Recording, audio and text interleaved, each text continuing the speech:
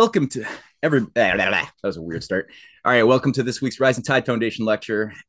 We were running short for a speaker, and I know, whenever I need somebody last minute to provide something of abundant anti-entropic, mind-blowing quality on a dime, Marty's always there, ready to go. And I asked Marty, "Hey, you got any ideas for some presentations you'd like to unpack?"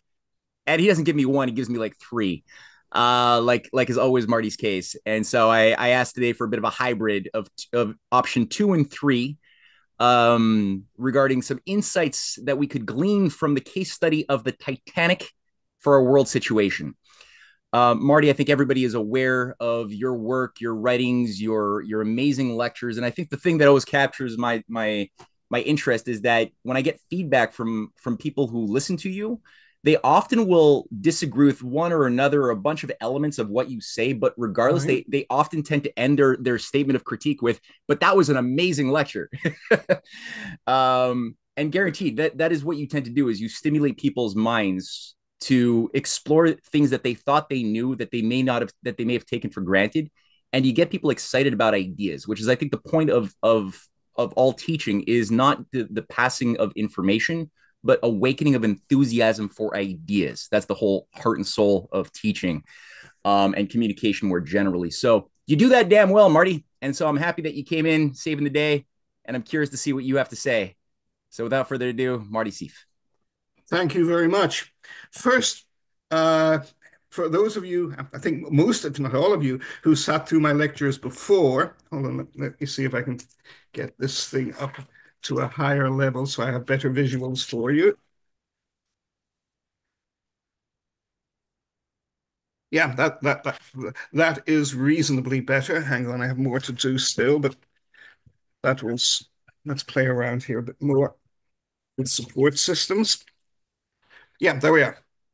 For those of you who heard me before, the Titanic is an obsession with me, and it is a family obsession. In mid-April of 1912, one of the last human beings on land to see the Titanic leave land, a small handful of people in Cobh Harbour in Cork, the Titanic never saw landfall again, was my own father, Simon Sieff. And he never remembered it. He couldn't because he was only 9 months old at the time. His own father, who had a brilliant career as a rag and bone man, basically like Stanford and Son. That's how he raised his seven children in a tiny hovel in Cork, a hovel that was not much larger than our master bathroom is today. Uh, Took him there because it was like seeing the moon landing take off in 1969. This was a miracle of the world. This was the largest moving man-made object in the history of the world. In fact, eventually there were three of them, and another one of them came to a bad end too, as we may touch on later. It was twice the length and size, and about 4 to 6 times the volume of the reputed length of Noah's Ark in the Bible. Nothing like it had been conceived of before in human history.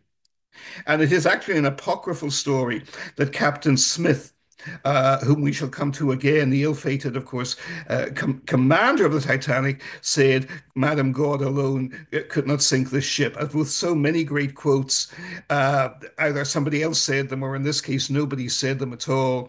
But you feel afterwards he ought to have said it because he acted that way anyway. The ship went down, 1,500 people were killed. We'll go into more detail on that in a little while.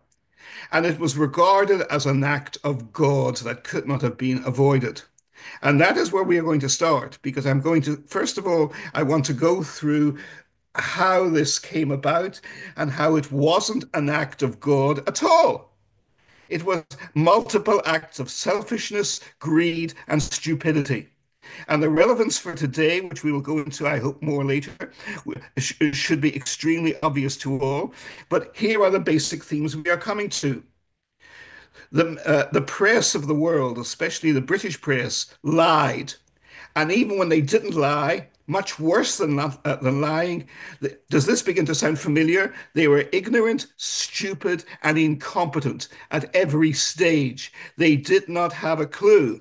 Just as President John F. Kennedy was assassinated in broad daylight in 1963, and supposedly the most brilliant and bright people in the American media, which of course meant in the whole world, were in the White House press corps with him, and not one of them suspected a conspiracy. All of them fell for the ridiculous story of the shots from behind. All of them.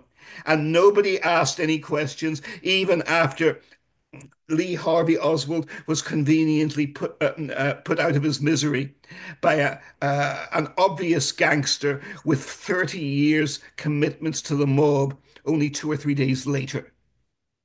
Nobody asked any questions. They were all castrated sheep. And the media was like that when the Titanic went down, too. That's lesson one. Lesson two, it was the most advanced technological marvel of its time. No, it wasn't. It was miserably designed and even more miserably built. All the effort went into making it look good, a very American thing rather than a British thing at the time, you would agree. And it was called The Ship of Dreams. James Cameron's superb 1997 or 1998, I think 97 movie gets that completely right. And also that movie is still sneered at in Britain because it's obviously a fairy tale. I mean, the central romance did not happen.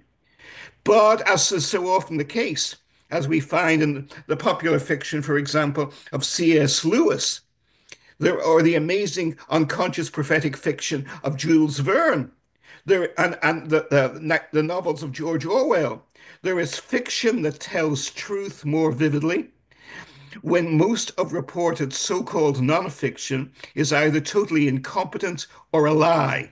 And we will find that here. There is a 1957-58 movie some of you may remember or have seen, and it's worth seeing. It's an interesting movie, and it's got some very interesting guest stars in it, called A Night to Remember.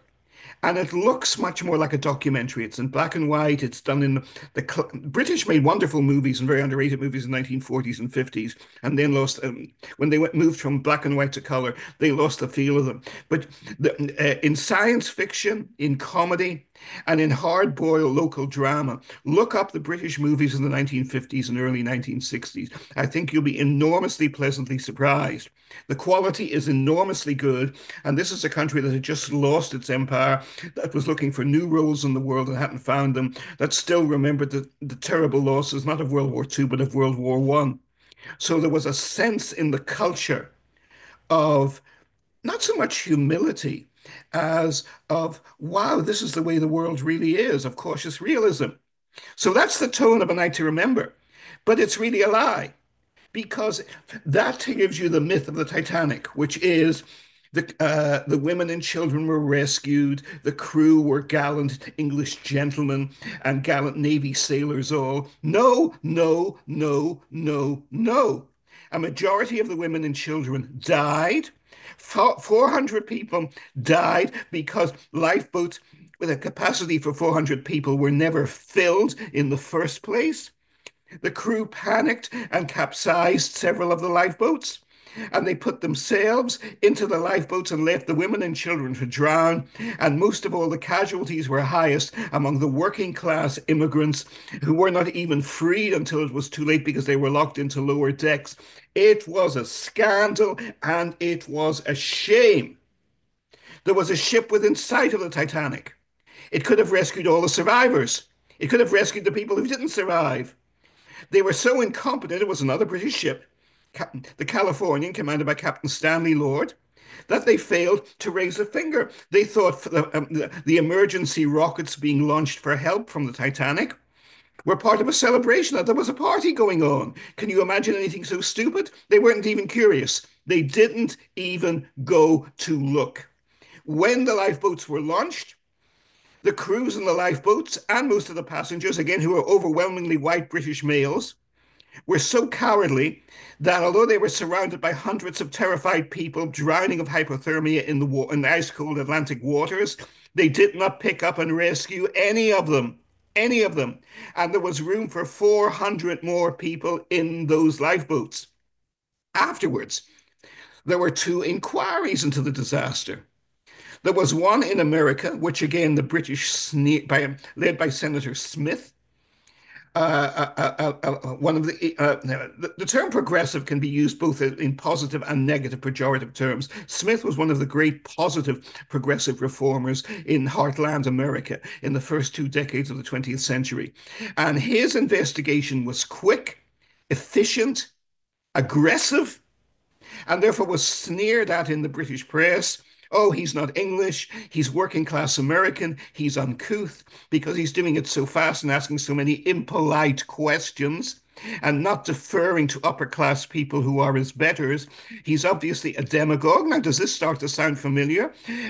In the way a certain successful American presidential candidate has been repeatedly sneered at and dismissed by lazy, ignorant parasites and their scores of millions who consume they are their betters because they are polite and pretend to be polite in public, and he does not.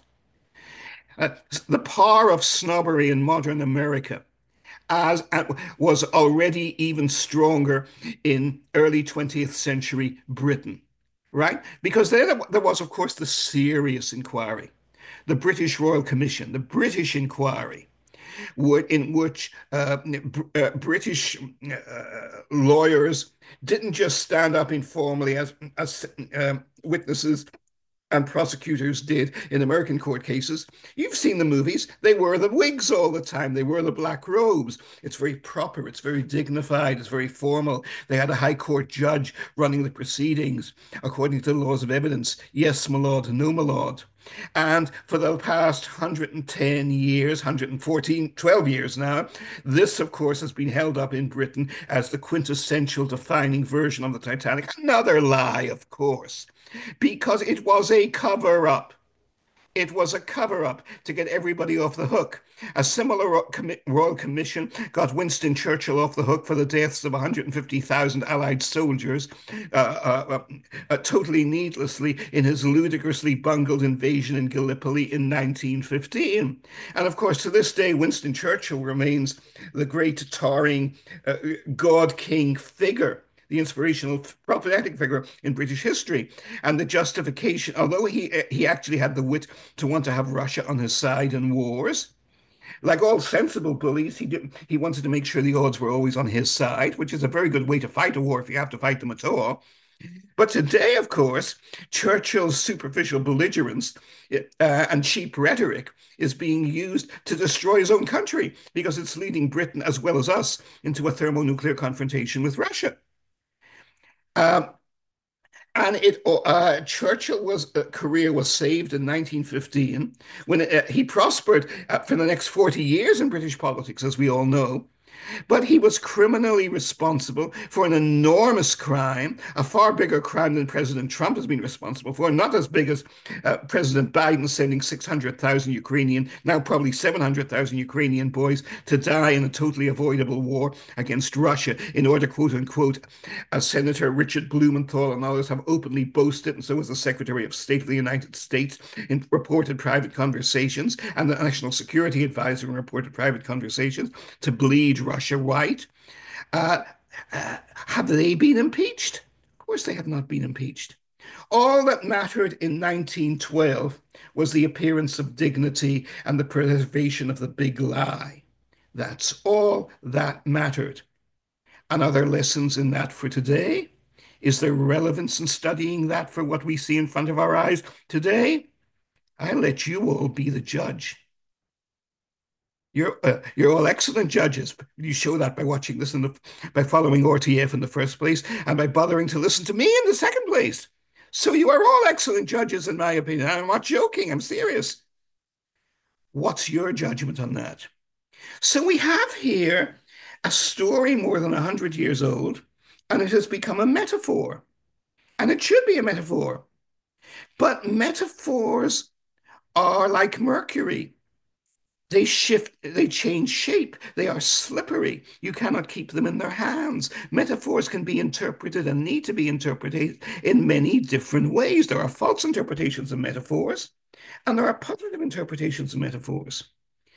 I'm into the Titanic 3 times over. My father, as I say, was one of the last human beings alive to see the ship, and though he was too small to remember it, it remained what my dad's obsession for the rest of his life, and he was not alone in it. He was from the south of Ireland, but he lived and had his career and life and family in the Black North, in Belfast, where the Titanic was built. And uh, he raised me there. And I'm the only child of the family. I was the only son. And not every Sunday, but on many Sundays, and I was always eager to do it. My dad, for a Sunday morning treat, he was working hard the other 6 days of the week, so Sunday morning was the only time off he had, really. He would take me to the Harland and Wolff shipyard on Queen's Island and to see all the new ships, all the new wonders being built. And this ultimately led me to my first Pulitzer Prize nomination in 1989, because I was on a journalistic trip being just herded around with the rest of the sheep in Poland during the collapse of communism. And our hosts, the Soviets already gone, the communists already gone, and we were guests of Solidarity, the famous anti-communist trade union. But they took us to Gdansk, where to the famous outside the Lenin shipyard, and they were taking us to all these sites where this guy was martyred, or we have a memorial to someone here. The Poles, like the Jews and the Irish, we're all very good at memorials. We all love our martyrs, but they didn't take us to the shipyard. And I was curious, and I wasn't skeptical. I was just curious. Because already the Blenheim shipyard had gotten a mythical reputation for the heroic stand of its workers in bringing down the entire communist empire in Eastern Europe and across Eurasia. So of course I wanted to go into it and see the great sight at the first time. Why wouldn't they take us? They were very polite and diplomatic and nice and sweet. They wanted the press, Western press in general, and the Washington Times was well known to have been President Reagan's favorite newspaper, and the newspaper that all the Republicans in the House of Representatives far preferred reading and trusting even then over the much mightier New York Times and Washington Post. So while we were relatively small, we had real clout. So why were they always coming up with these excuses? And eventually, having been a spoiled, impatient little brat as a kid, I got tired of waiting and being put off. So I simply threw on my anorak, and those of you who know me well know that while I buy my clothes at Nordstrom's, it looks like I bought them third hand out of Goodwill Industries or other thrift shops. It just always ends up with me that way. So I threw on my anorak, which is a very good way to travel in Eastern Europe and across Eurasia, because I looked even more disreputable than usual. And nobody, when I wore it, ever tried to mug me as a wealthy Westerner. I looked even poorer than they were. It's a good way to be, right? That's the next point. So I simply walked out. I remember I'm used to shipyards and to the tens of thousands of people who work in them and walk in and walk out. So the next morning, when the late morning shift started just before lunchtime, around 11 o'clock, I simply joined the whole crowd of people. And remember, communism had just collapsed, and it's Poland, and they tend to be disorganized anyway, even though they're very hard workers. So I just walked in with them. I looked as disheveled as everybody else. And what did I find? I scooped the world, because I discovered that the Great Lenin Shipyard, which all the media of the Western world, including my own newspaper, had been predicted would now produce wonderful ships and be a model of modernization and high technology in the new world. Now that communism was gone, heaven had come. You don't need a messiah anymore. Communism is gone. The free market will take care of everything. Adam Smith is the real messiah. Well, Adam Smith had his work cut out in the Lenin shipyard and never got off the ground. And that's how I got my first Pulitzer Prize nomination, because I looked at the Lenin shipyard and I loathe the idea of milking cows. Whenever I worked on farms, I most of all hated working with chickens. Sheep were a little better because they're more restful for you. But I am not a countryman. I am not a farm man. But I know my shipyards. I grew up around them and in them. I knew my shipyards, and it was the biggest pile of rusting junk you could ever see in your life. It was already obsolete in 1939. There had been, I looked carefully, there was no new investment in the shipyard since the early 1920s. Since Poland was a fascist dictatorship under Pilsudski in the late 20s and through the 30s under his successors, then the Nazis smashed the country, then the communists came in for 40 years and they poured in a lot of theoretical investment, but they were terrible industrialists and organizers and managers, so they didn't have a clue either. They wasted all of it, and there was no industrial tradition to begin with there because the Polish genius has always been in agriculture, in growing food to feed the world, like the Midwest in the US. Admirable and worthy and worthwhile, but not industry. And I taught me where to look. And when I came out, I checked with investment companies and analysts in Eastern Europe operating out of Paris and London and Germany and the US. And because I knew now what to look for and what questions to ask and where to look, the answers were all in front of me. And I wrote a series of articles that not only could the Lenin shipyard not be saved, but that the problems of bringing industrial prosperity and modernity to Eastern Europe were going to be vastly greater than anybody else dreamed or imagined. And that got me the first of my 3 Pulitzer Prize nominations for international reporting. Right. Now we go back to the Titanic and we find the same principle occurs. The Titanic was built in my native Belfast. It was the pride of the British Empire. Britain had the largest navy in the history of the world, the greatest naval domination in the history of the world, and had held it over the past 130, 140 years, and had really been one of the top 2 or 3 naval powers in the world for 400 years to that point. And it seemed the industrial supremacy and the naval supremacy seemed stronger than ever. So when the Titanic sailed, this was the ultimate crown. This was the ultimate celebration of British industrial power and naval supremacy. And it sinks on its maiden voyage after only 3 days. That's the next point. And 1,500 innocent people are killed, right, are drowned in the cold, dark, terrifying waters of the North Atlantic. You think that wasn't a trauma? That was a trauma. But it both looked to the future and it had roots in the past. And these are relevancies to America in the 21st century, obviously, too.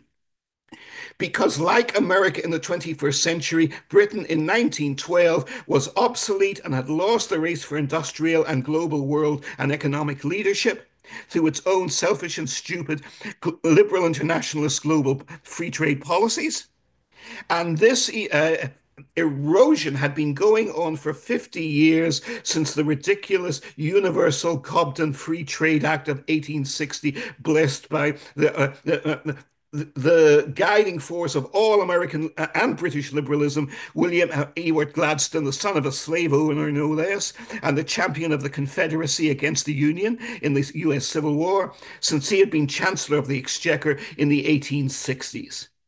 For 50 years, Britain had been losing its global power. Russia was rising, Japan was rising, France was rising.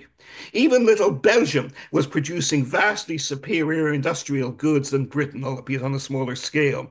Most of all, Germany and the United States had both vastly outstripped Britain in steel production and in high-quality technology steel production. The Bessemer steel process was applied by Andrew Carnegie, himself either an immigrant or the son of immigrants from Scotland in Britain, in America, on a vastly greater and more advanced scientific scale than ever before. And this leads us to another lesson from the Titanic. All of you here, because it's RTF, and as you know, me too, we are not Luddites. We believe in science. We believe in technology. We believe in the advancement of technology and the dissemination of technological expertise and education to raise the standard of living of the entire human race. But that's the point. You have to have real understanding of science and technology. It cannot be an ignorant, superficial, idiotic, magical counterfeit or superficial claim to understand it. I always said about American neoconservatives, among the many other things I have said against them, in vain, of course, that doesn't get me anywhere and doesn't seem to hurt them at all, alas, over the last 45 years, that their attitude towards science and technology is the same as Harry Potter's towards his wand. It's science and technology is a magic wand. We have it. We simply are in favor of it. We can even throw money wildly at it and blindly wave the magic wand. We're America. We'll beat everybody else. No, it does not work that way. Ironically, it was the great British celebrant Rudyard Kipling, the great British poet who wanted to celebrate British world empire and turned into, against his will and even against his own understanding, he became the prophet of the destruction of the British Empire instead, and he didn't even want to. It's interesting that T.S. Eliot, who recognized the desolation and spiritual emptiness of the Western world and found happiness and contentment later in his life as a devout Catholic conservative Christian, T.S. Eliot lived most of his life because of that, a deeply happy, contented man after a very miserable start. His own wife was seduced by him, went mad after Bertrand Russell got his hands on her. But I think we owe Russell that. If it had not been for Bertrand Russell, we would not have the wonderful prophetic poetry and moral poetry of T.S. Eliot today. So out of lemons make lemonade, out of bad, out of evil can come great good. But in per Kipling's case, we have the opposite. We have a happily married man with three kids, two of whom died tragically as a direct result of his passion for Anglo-American imperialism. And he celebrates the start of World War I as a way to purify the British race and as another step in the great onward glory of the British Empire to rule the world.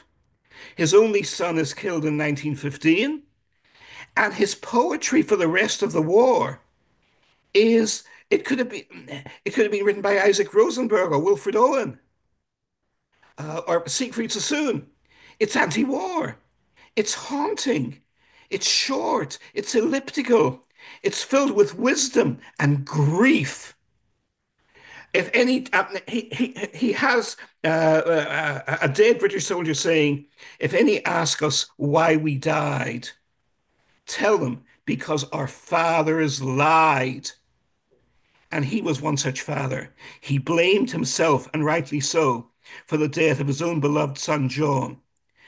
Not quite the place for it, but an extraordinary haunting anti-war poem by Kipling in 1915, which certainly belongs in this Titanic lecture, because it's the same theme of British suicidal catastrophe, destroying their empire and much worse, killing their own innocent sons. He compares the sacrifice of the lost generation of British, 1.5 million British boys on the Western Front for nothing, to to Christ's crucifixion. And he calls the poem The Garden of Gethsemane. The Garden of Gethsemane, I met a pretty lass. And while I was there, I paraphrase slightly, I prayed my cup might pass. It didn't pass. It didn't pass. It didn't pass from me. He was sure it would. I met it. I drank it, the cup. The cup of Jesus' sacrifice. I drank it when I met the gas beyond Gethsemane. You see, John Kipling, Rudyard Kipling's beloved only son, was gassed to death in the Battle of Loos in 1915. And because of a British Army bureaucratic bungle, his grave was never recorded. It was finally discovered by scholars who never got with this kind of thing 100 years later, 80 years after poor Kipling died. So poor Kipling could never even visit his own son's grave. And it was Kipling who had made it possible for his son to join the British Army. He was more like 4F than A1, but like Kermit Roosevelt, Theodore Roosevelt's beloved younger son. He was the son of a great warrior hero of the British or American white racial empires, so nothing could happen to him. And he wanted to make the poor boy wanted to make his father so proud, and the poor father wanted to be so proud. And what was the result? I drank it when I met the gas beyond Gethsemane. Kipling is writing again about himself and his own son. If any query why we died, tell them because our fathers lied. Where are we today in the world? Who runs the affairs of the United States and will not give them up lightly before January the 21st? What do we endlessly hear from these ridiculous, vile, loathsome people? How wonderful war is. Drop more bombs on them. We're not going to get our boys killed, and when they all get killed anyway, we just smile. And Jesus despised such people. The people who said, "Go and be healed." Go and feel good. Right? I'm not gonna, the holy men of the day are not going to do anything for you. They're just going to pat you on the head like the good little boys and cannon fodder you are. I repeatedly see on my favorite television channels, I'm sure you have too, uh, uh, programs to raise monies for very admirable, worthy charities. Like the Wounded Warrior Project, which seeks to save tens, perhaps hundreds of thousands of crippled American boys from the wars of the last 25 years, from suicide and madness and drug addiction. And there's never enough resources. And I believe it's an admirable and absolutely admirable uh, uh, charity.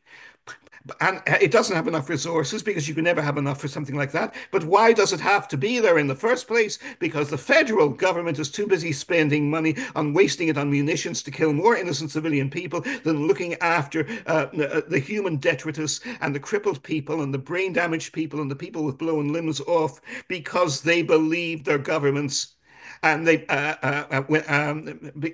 when their fathers, metaphorical fathers, lied to them, just as Kipling said.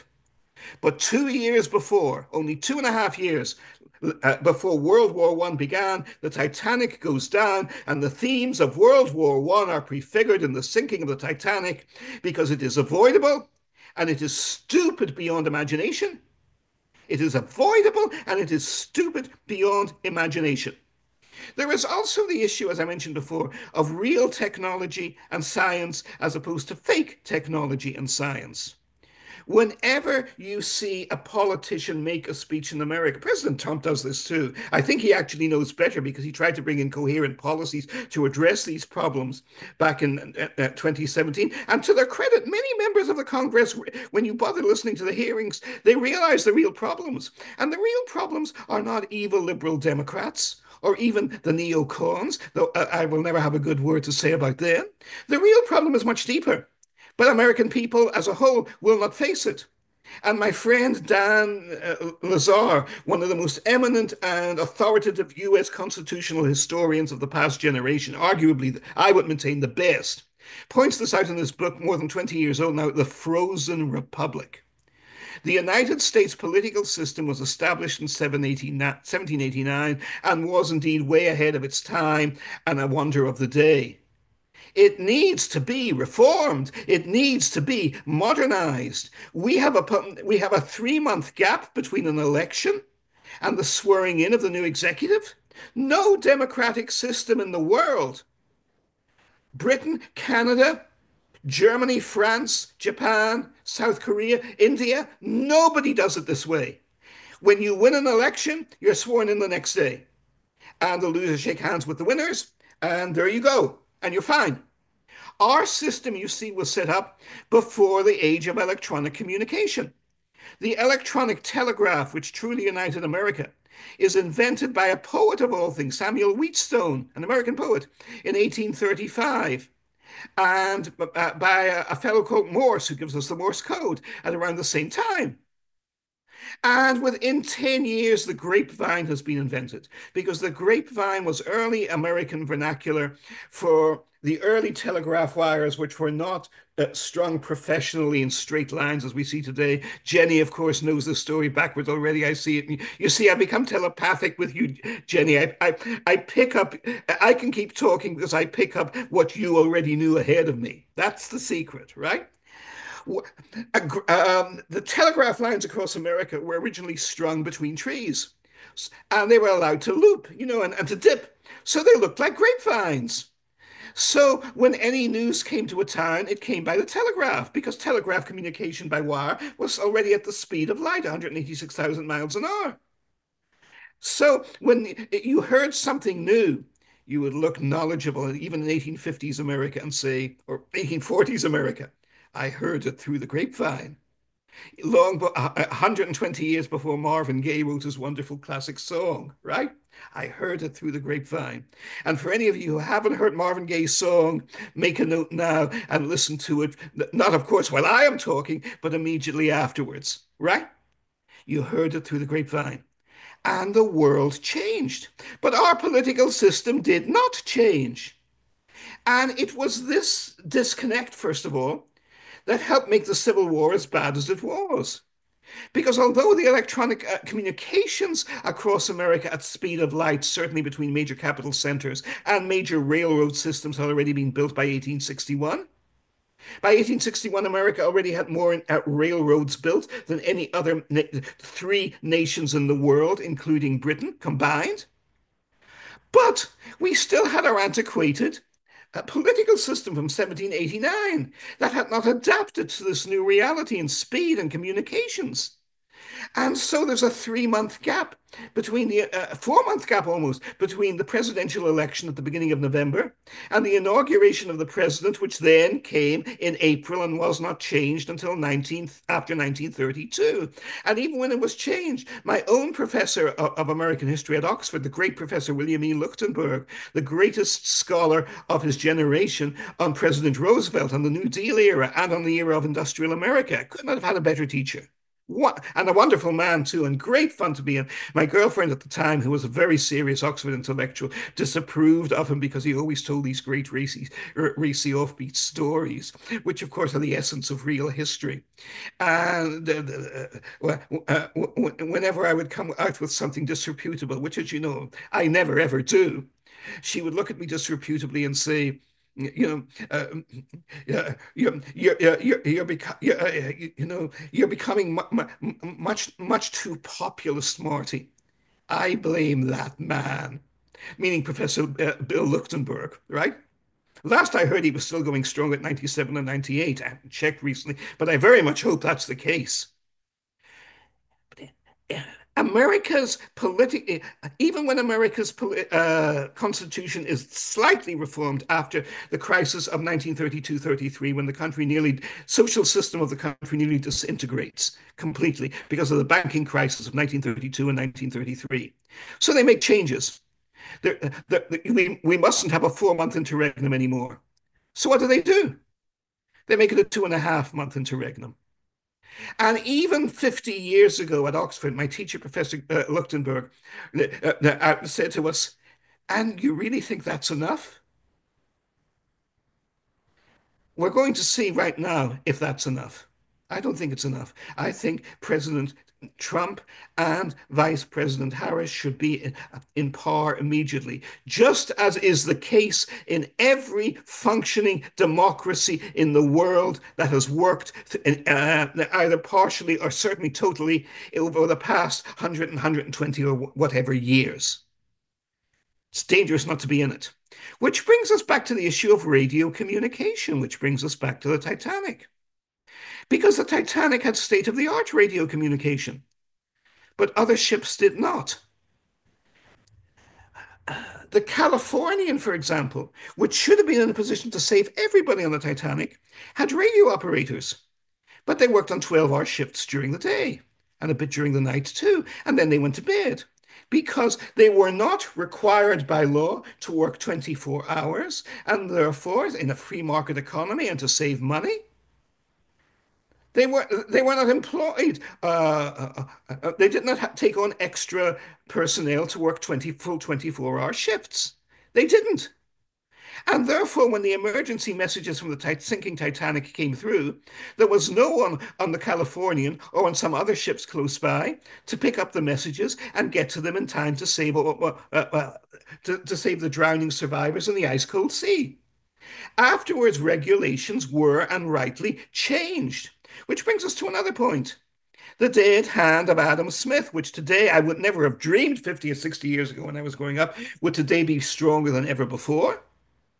The worship of the automatic free market. Now, I do believe in the free market, actually, the way John Maynard Keynes, of all people, did. Keynes said, I do not believe in the free market. I want a better system. We must get a better and more humane system. He says this. But then he says he's under no illusions about the horrors of Soviet communism. And he says, for the moment, we must stagger on. That's the phrase he uses, stagger on, because right now it's the only one we've got. But even then, and I have almost nothing good to say about the progressive era in America. They do actually nothing good in practice. But in theory, at least, there's one real hero during that, and that is Governor Al Smith in New York State, who brings in New York State, and he's not followed on a federal basis in the 1920s, but he is followed in several other states afterwards, the crucial principle of bringing in government oversight of key elements of the free market. This is really in the reaction to the Triangle Fire of 1908, when 123 girls, mainly Jewish, lost their lives because they were locked into their shift in a dangerous garment building in New York City. And by the way, another enormous myth here is that the Triangle Fire was the most terrible tragedy of its kind ever on the American mainland. No!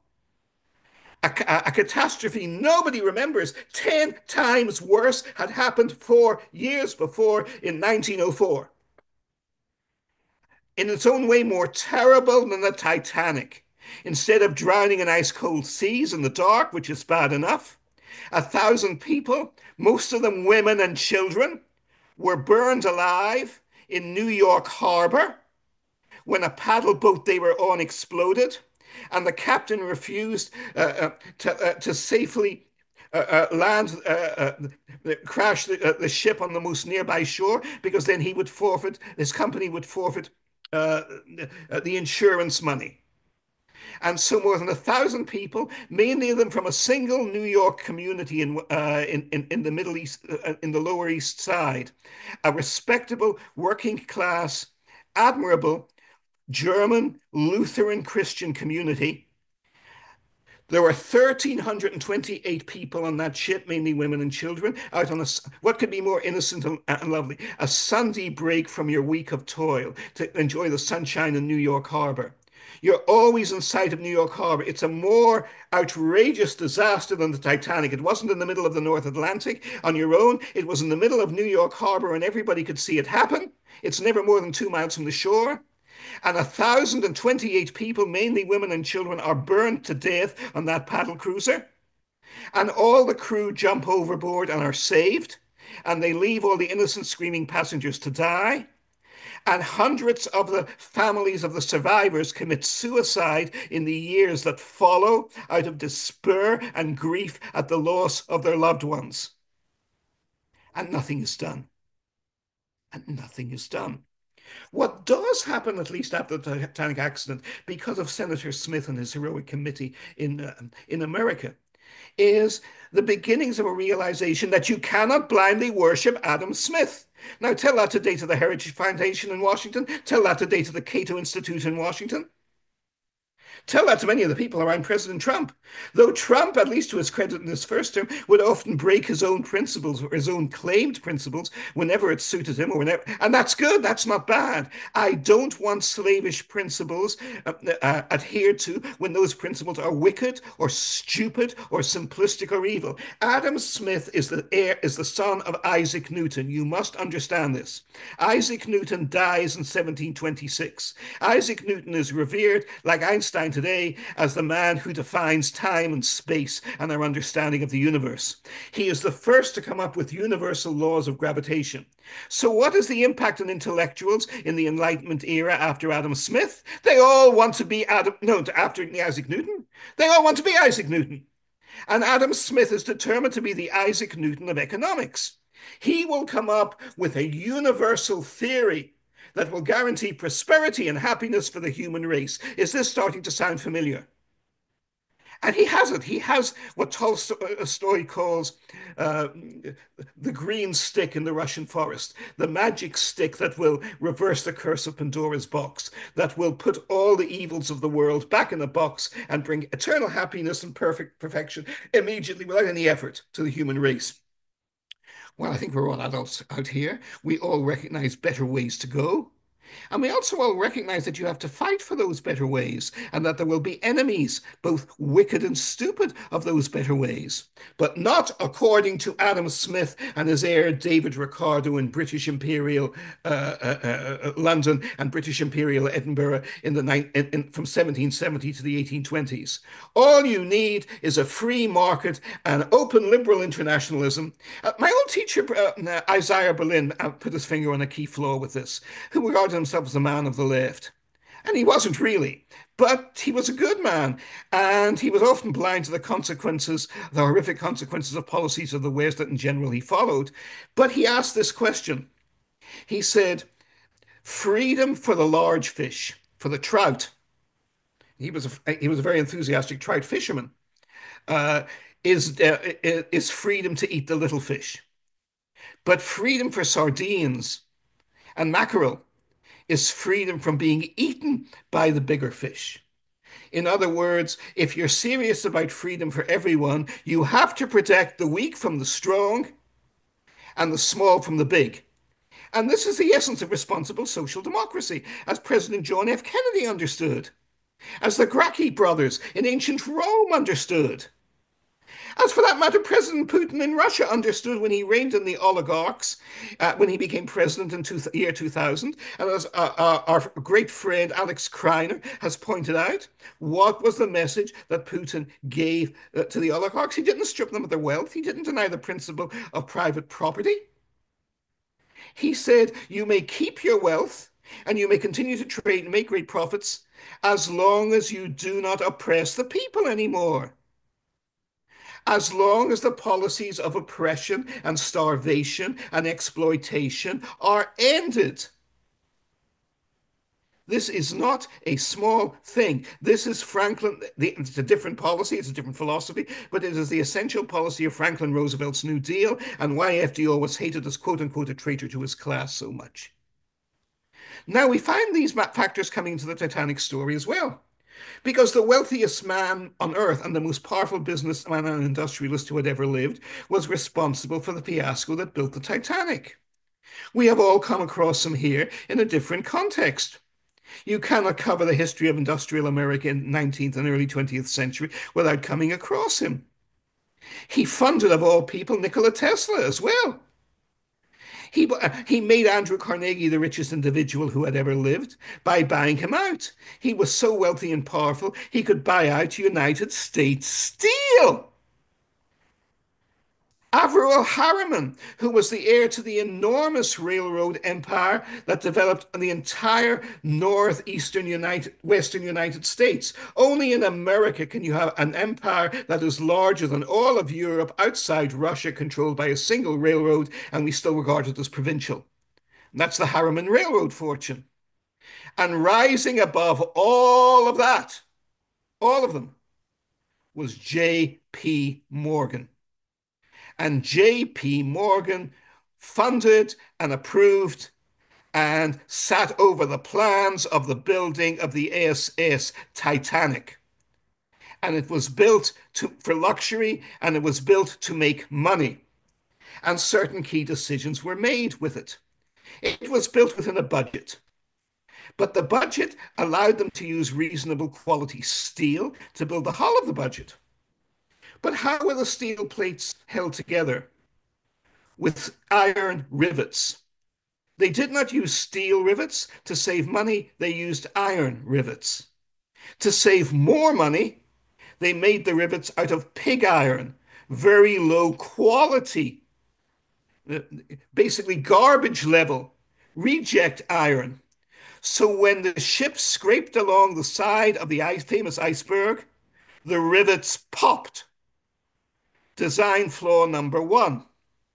Secondly, the steel itself was extremely brittle. Why was it brittle? Because there had been a out of control fire raging in the bunkers of the Titanic for 2 weeks, since long before it set sail from Portsmouth Harbour in Britain and from its last stop, Coben, Ireland. And they didn't care because It was routine to have relatively small fires that you couldn't put out in coal bunkers. But why was the ship based on coal in the first place? Oil turbines had already been brought in 1907 by the visionary British naval admiral, Admiral Sir John Fisher, Jackie Fisher, the man who developed modern naval technology, who built the first modern built dreadnought battleships. And again, the implications of this are far and wide. This led to the Middle East crises and exploitation of today because in Britain sat on oceans of on mountains and continents of coal under Britain. Enough coal is still there today to keep them in power for hundreds of years. But coal, of course, is a very dirty fuel. It's very dirty and murky, and it used to be dangerous, though it shouldn't be now, to mine it. Hundreds, if not thousands, of miners would routinely die in Britain every year, and scores of thousands would die of cancers and emphysemias and breathing disease, lung diseases that they got from mining the coal. And of course, nobody in the powers that be cared about that for a second. But once you'd shifted to more efficient oil turbine engines with the dreadnought battleships of 1907 and other liners, which were being built both in Britain and in Germany at the time, you shifted to more efficient and safer and cleaner, infinitely cleaner, oil-powered turbine engines. But the Titanic was not built with oil turbine engines. It was still built with old reciprocating engine, coal-fired engines. In other words, like the space shuttle of the United States, of which we have been so proud since 1978 or 1980 or whenever, 1979, I think. Uh, the Titanic was an obsolete technology even when it was built, and nobody woke up to realize it. They were still living in their dream of British industrial dominance. They did not realize that France and Belgium, and most of all Germany and America, had already passed them by. They were sleepwalking in the past. Next problem. Now, another problem that we see in far too many of our generals today, according to eminent military critics like Colonel Doug Macgregor and Lieutenant Colonel Earl Rasmussen and others, first-rate people, well worth watching on YouTube and following online. And that is, our generals are promoted the way people rise in any bureaucracy. The longer they're there, the people they know, and you never promote somebody with safe new ideas. The great Charles de Gaulle was so far ahead of every other military theorist in the world in the 1920s. He was never allowed to rise beyond the level of colonel in the French army. In 1937, the top four-star and five-star generals of the French army, then still regarded like ours today as the greatest army that had ever existed, the army that won World War I, the Grand Army, the army of Verdun, the army of sacrifice, the army of victory, right? They're invited by the Germans to attend military tank maneuvers and combined forces maneuvers in Germany in 1937. Hitler wants to bluff them. Hitler wants to deter them. It succeeds brilliantly. But the tanks are real, and they're small, and they're fast. Hitler made the big mistake afterwards of getting huge big tanks that guzzled gas he didn't have and that moved much too slowly and that kept breaking down and getting broken on roads and bridges going through Belgium. That's why the Blitzkrieg of 1944 failed so miserably, even when they got total surprise, when the Blitzkrieg of 1941. They had a new generation of tanks, and the new generation was worthless. It was like our Tiger tanks, which you always see in all these movies. Everybody was afraid of them because they were huge and big. But they could only make a handful of them, and they kept breaking down. They were like our F-35 fighters today. They were like the Titanic. They were big and apparently impressive, and they were useless. It's another lesson from the Titanic for today and for our weapon systems. The bigger they are, the harder the more expensive they are, the fewer you build and the bigger they fall. The more there is to go wrong with them. What is the second law of thermodynamics? Anyone want to tell me? Or will I deliver the punchline? Oh, all right, Matt, I'll deliver the punchline. Right? Energy tends to a natural state of disorder.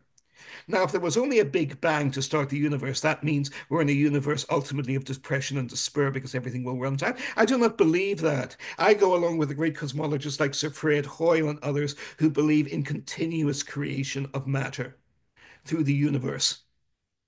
that the universe has always been there, that there was no Big Bang. Different story entirely.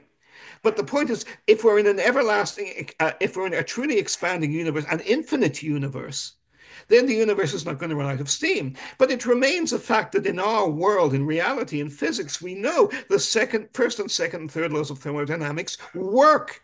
They are among them, along with the laws of gravitation, fundamental principles of the way the world actually works. And what the second law basically says, unless you step in to correct it with new inputs of energy and intelligent control, that will always fix things. And that is why in the first chapter of the book of Genesis, the human race is told to have dominion over the world, not to destroy the world or enslave it, but to protect the world and renew it. And this is central to both Christian and Jewish theology, and I believe to Muslim theology too. This is of central importance. But you have to have intervention. Just as in government, you cannot trust Adam Smith's free hand, because if you trust Adam Smith's free hand and let J.P. Morgan cut the corners on building the Titanic, you will get a catastrophe every time. How many people were on the Titanic when it sank? 2,207. What was the capacity to save people on the lifeboats of the Titanic? Only half that number, 1,108. And why were there only half as many lifeboats as they needed on the ship? Because J.P. Morgan decreed that having any more lifeboats would spoil the view from the panorama deck for the passengers. So you mustn't have enough lifeboats. But you see, you didn't need the lifeboats because everybody knew the ship was unsinkable. Well, duh. By the way, why did they know the ship was unsinkable? Because no major liner had been sunk by an iceberg on the North Atlantic run in history to that point. Why did it happen to the Titanic and why did it not happen to other people? And again, we come back to another theme that is hugely important today and that we have often touched on. I have touched on it, and I know it's an obsession, rightly so, with you, Matt, and with Cynthia and with your friends and colleagues, and that is the humanistic principle of the importance of the human individual. Is the human being individual a worthy human being, or are they lazy, corrupt, stupid, and most of all, criminal fuckheads? Because the captain of the Titanic, Captain Smith, had an immensely long career. I think Richard knows the story vastly more than me. I see it in your face and your eyes, Richard.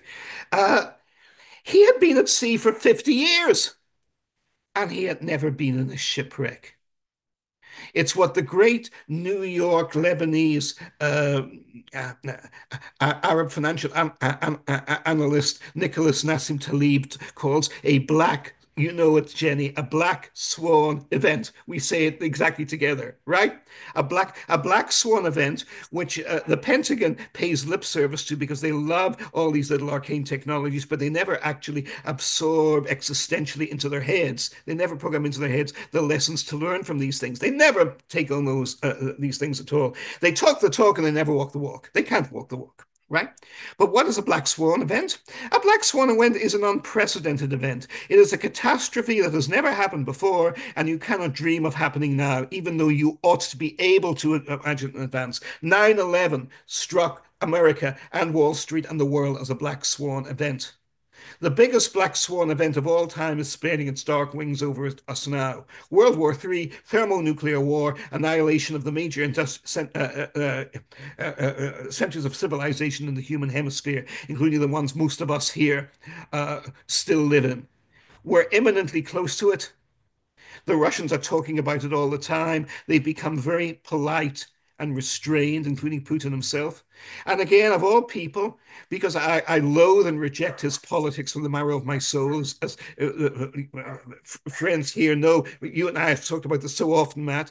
Kipling again. But Kipling understood the English, and they're not like this anymore, but the Russians are. Here's the phrase: "Oh, beware my country when my country grows polite." The Russians are now being very quiet and very restrained and very polite.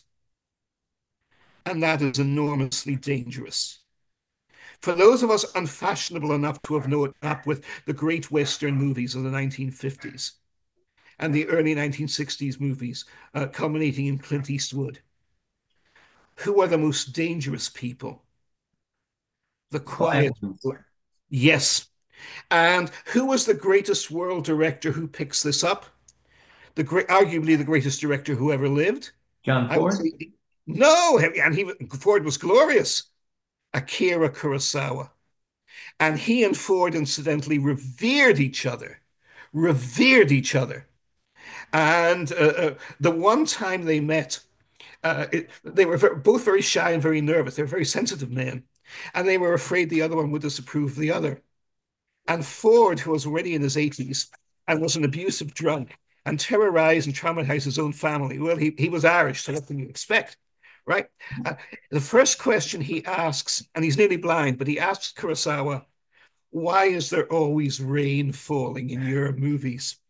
Of course, the real reason was because it's Japan and you have to film in the monsoon season. You have no choice.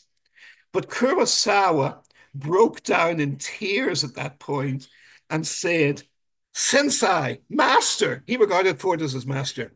You really, uh, you really have seen and watched my movies. You've actually watched my movies. And these are the two greatest movie directors who've ever lived. And there's lots of rain, of course, in Ford movies too, right? Lots of it. And you could say rain is like the heavens weeping because Ford and Kurosawa were both deeply, passionately alive to the essence of tragedy in the human condition. And for anyone who hasn't seen it, I would recommend Ikiru Living as the most admirable statement of humanistic values in any movie, in any literature, by any nation ever made. It is that good. Even the wonderful Wajda in Poland, almost as good, and Ford, absolutely, and many others. But Ikiru by Akira Kurosawa. But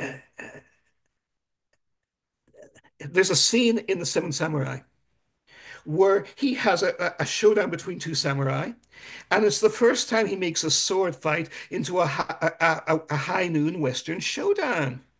Japanese friends of mine tell me that at least until recently, and certainly not while he was alive, only after he was safely dead, did they begin to pay lip tribute to him. But Kurosawa was always distrusted and even despised by art critics and other directors in Japan in his own lifetime. What was the argument against him? Greatest movie director who ever lived?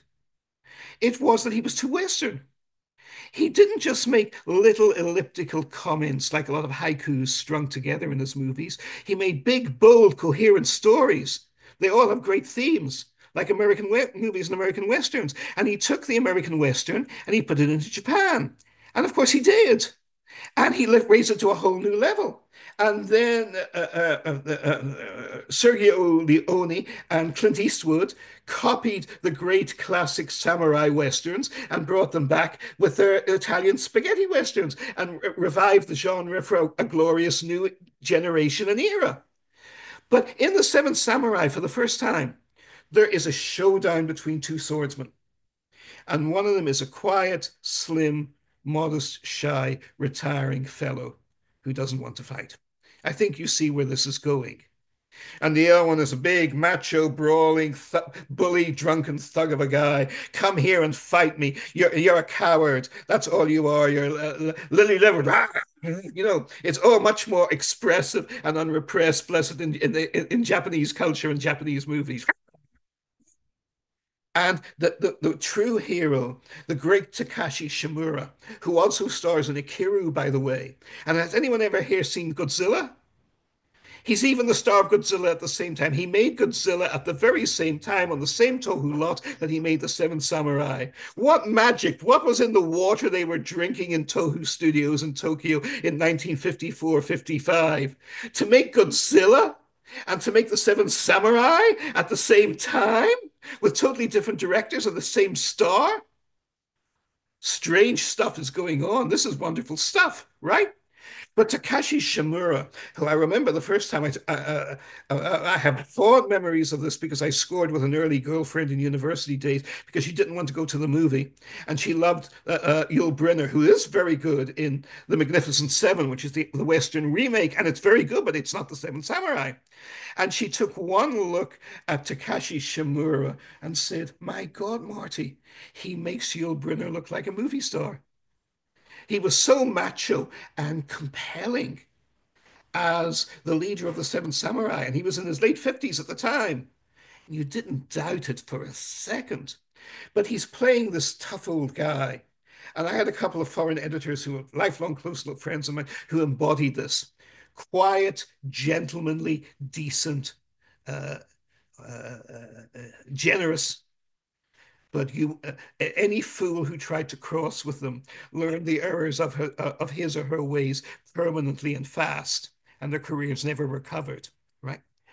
And Takashi Shimura, playing the old samurai who's seen it all, looks at the blustering buffoon and the quiet guy trying to avoid a fight with him, and he turns to his own young disciple beside him and says, "We might as well go. It's obvious how it's going to turn out." More lessons for today, more lessons from the Titanic. When you come across all the bluster, we are the greatest military that has ever been in the history of the universe. Then why do we keep losing? Why were we driven out of Afghanistan and humiliated? Why do we get nowhere in Iraq? Why have we sent 700,000 Ukrainian boys to their needless deaths against the Russians? These questions are not allowed to be asked in the American media now, and they need to be asked to save human lives. Will they be asked now? I'm not sure. Trump got to be where he was by flattering the American people. He did it more skillfully than Kamala Harris, who was woeful at it. You cannot be elected in modern America telling the truth. You cannot be. It's not even the media anymore. It's much deeper than the media. The people do not want the truth. The people do not want the truth. The Hebrew prophets talk about this. Tell us smooth things. As long as Jesus talked about a kingdom of God that was imminent, that was in people's hearts, that was going to come, but didn't go into the details of when or how it was going to come, everybody up in Galilee loved him. But as soon as he threatened the economic interests that were making huge profits in the temple at the time, the banking interests of the time, the prophets of the time, he was a marked man, and he knew it. And he knew it. One of the great dramas in the last week of Jesus' life throughout the Gospels is of this extraordinarily brilliant, ahead of his time, man out of time, precocious, and above all else, morally driven and brave man who knows at least in human terms, it can only end one way, but he is still impelled to do it. Right? We look at the Titanic by contrast. It can only end one way, and it did. But nobody saw it, and nobody wanted to see it. That's the next point. Secondly, next, and I should be running out of time here, and I want to give you time for discussion, but this is of crucial importance. When did it happen? It happened in April 1912. At that time, there is heading for the South Atlantic, or already established at McMurdo Bay in the South Atlantic, the expedition of Captain Robert Falcon Scott to be the first people to reach the South Pole. Just as today we have the Artemis plans to put America back on the South Pole of the moon, South Pole again, strong parallels, in the next 2 or 3 years. And the idea that the Chinese, or anybody else, mainly the Chinese, can beat America back to the moon is inconceivable to all Americans. Well, it shouldn't be because they're going to do it. They're going to do it. I shouldn't be the first person to go on record saying this, and I think there have been serious responsible people in the US aerospace community who have warned about this repeatedly. But are they allowed to speak in the mainstream American media? Of course they are not, nor am I. There isn't total shutdown. They're allowed to speak in tiny groups, as we are, as I am. But it's a matter of access to MSNBC or CNN or any of them or PBS? No, of course not. No independent thought is allowed. No independent. And you don't even need a conspiracy for this. As I've said before, it's much worse than a conspiracy. It's a universal smothering belief system.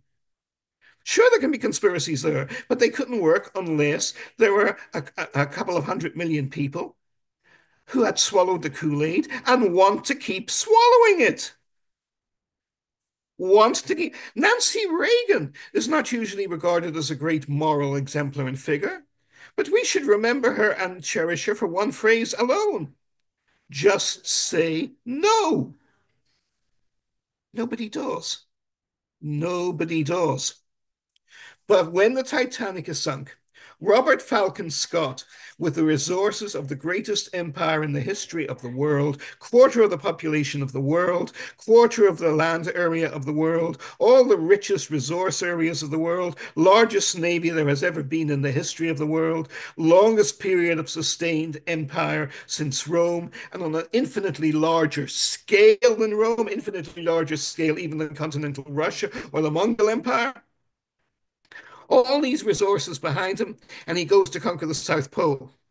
But at the other side of the Antarctic continent in the Weddell Sea, there is a tiny expedition from a country that has only been independent for less than 15, for only a decade, Norway, led by Captain Roald Amundsen, who has never been an officer in the British Navy, who has been an explorer, and before that was a fisherman, was a whaling sailor, and you had to be tough and competent and able and experienced to command those ships. And he had already beaten the British through the Northwest Passage in northern Canada. He's a major figure in Canadian history.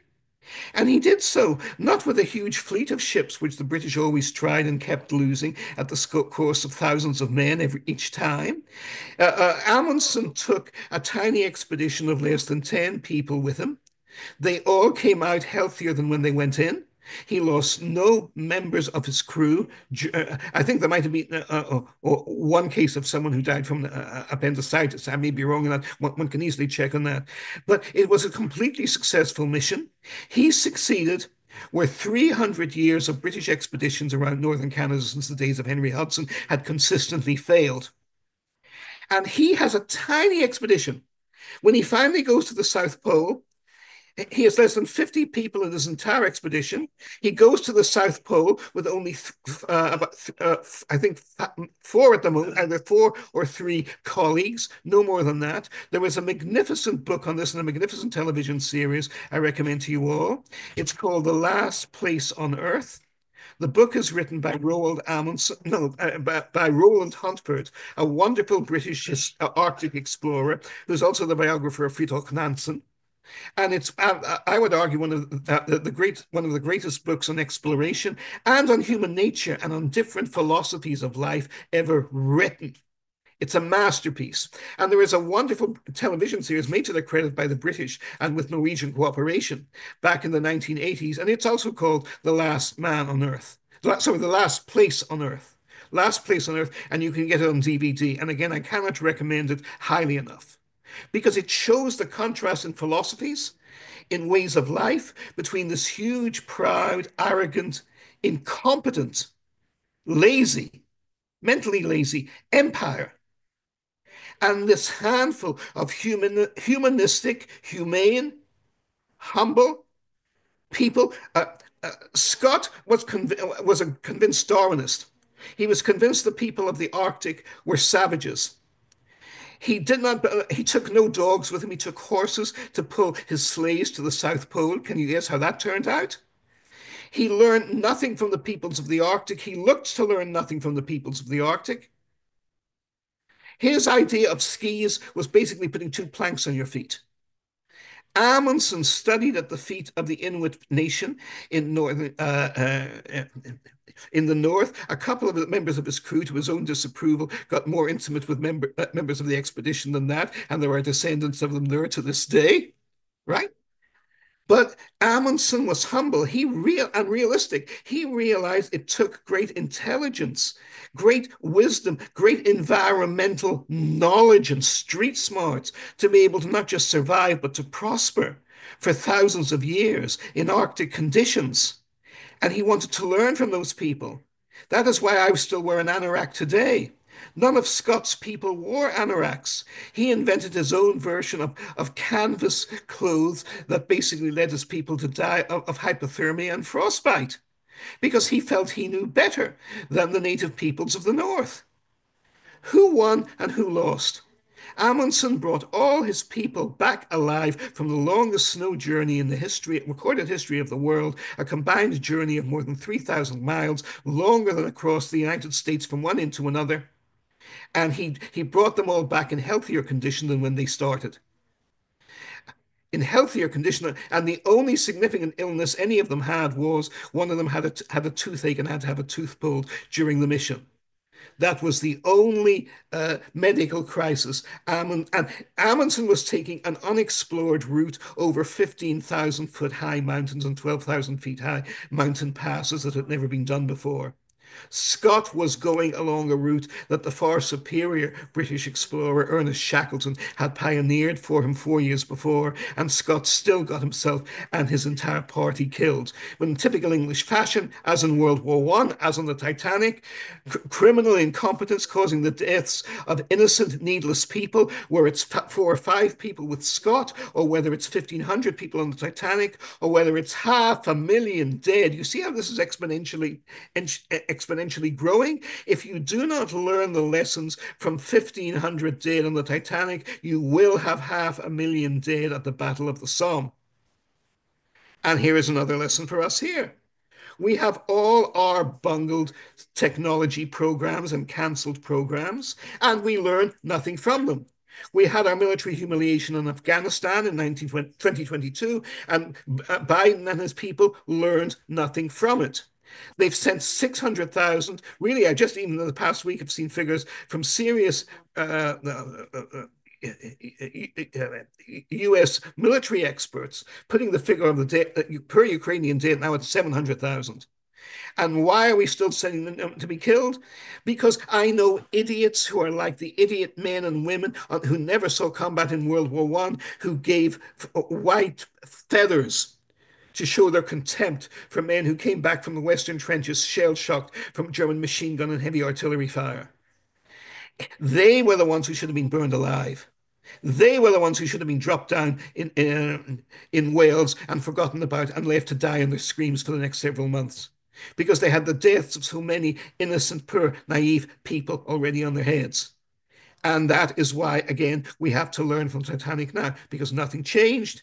And some things changed for the better afterwards, but the lessons have long since been lost. Now, of course, you know what I'm like on this subject. I'll happily keep you here another 12 hours, but let's open it up for questions. Thank you.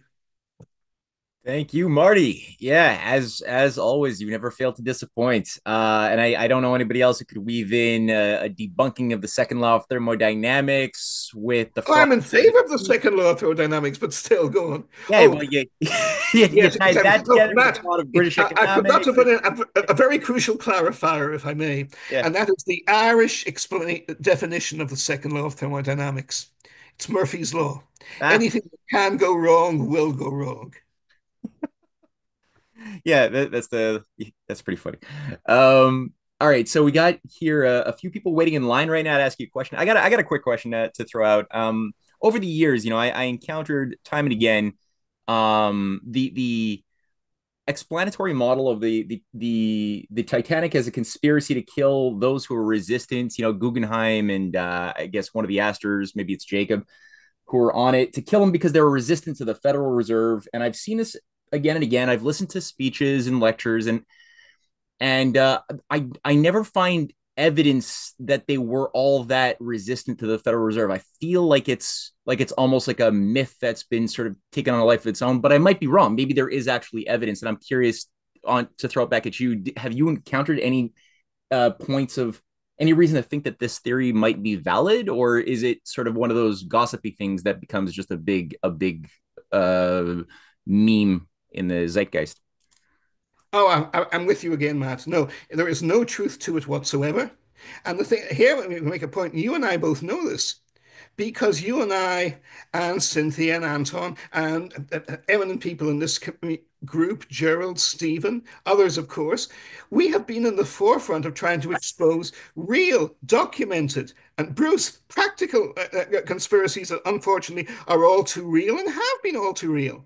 And to do this, it's very important to differentiate from, as you say, from the real, from the fantasy. These are classic cases of the fantasy. And there are a couple of real things which are suggestive, by contrast to it, which are also connected with the Titanic. But no, there is no evidence for this whatsoever. Point one.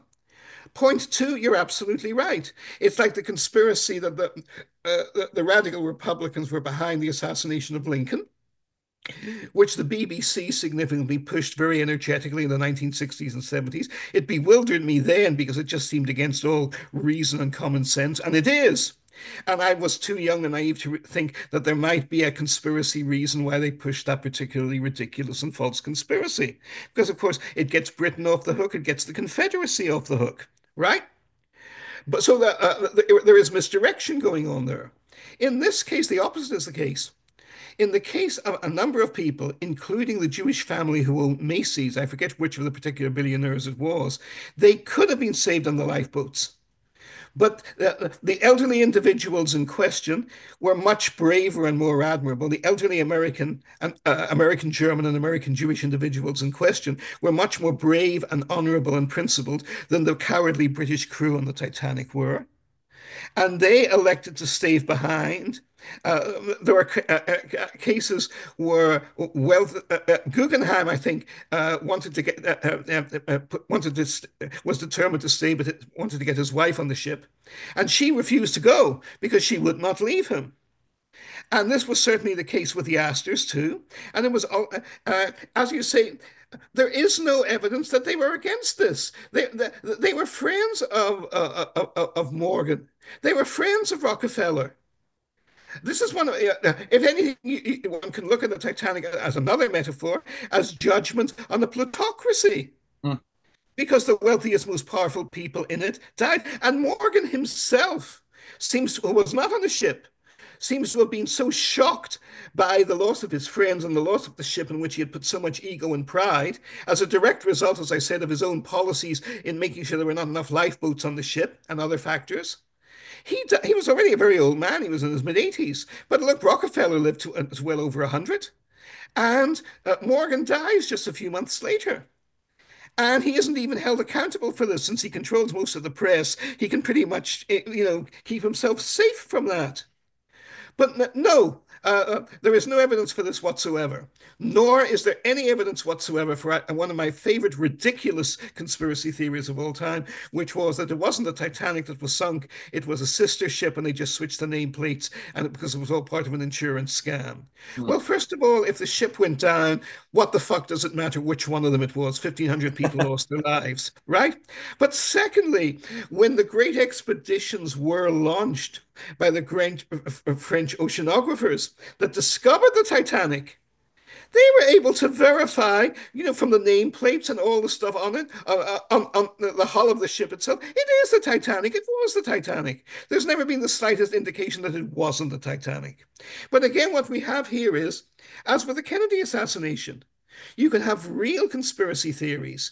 I mean, anybody who doesn't recognize that Alan Dulles was at the pyramid of the conspiracy to eliminate President Kennedy and that the deep state was deeply involved in it is simply a delusional idiot.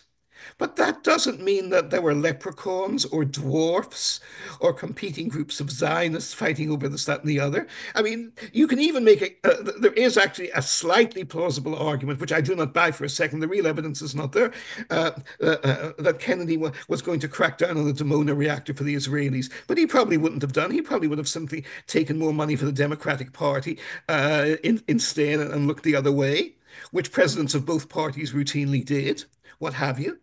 But and one of the most amazing true stories in the Kennedy assassination is that it was the Soviet secret police, the KGB, that on the direct instructions on Nikita Khrushchev spent the last year of President Kennedy's life trying to keep him alive from his own and protect him from his own deep state. Because Kennedy and Khrushchev had both sobered up after the frightening confrontation over the Cuban Missile Crisis. They both had. And they were both determined to bring a new era of détente, which in some respects did come about, though in a much more restrained way, between Lyndon Johnson and Leonid Brezhnev afterwards. But the Soviets were scared of Khrushchev because he'd led them too near to nuclear Armageddon, and Kennedy had made enemies of everyone. So in these cases, there usually are deep conspiracies involved. But there are also fantasy conspiracies involved. And it's very difficult very often to separate the one from the other. Because again, we're like a bell curve. At one extreme, you have people for whom the whole idea of secret interventions or complicity or cooperation, even though it's central to politics and central to the human condition and to human history, they'll laugh at any idea of it, right? Of the hidden, of the occult, not just in a magical or black magical sense, but in the sense of anything that is hidden from view. They laugh at that. And that's wrong, that's stupid, that's naive.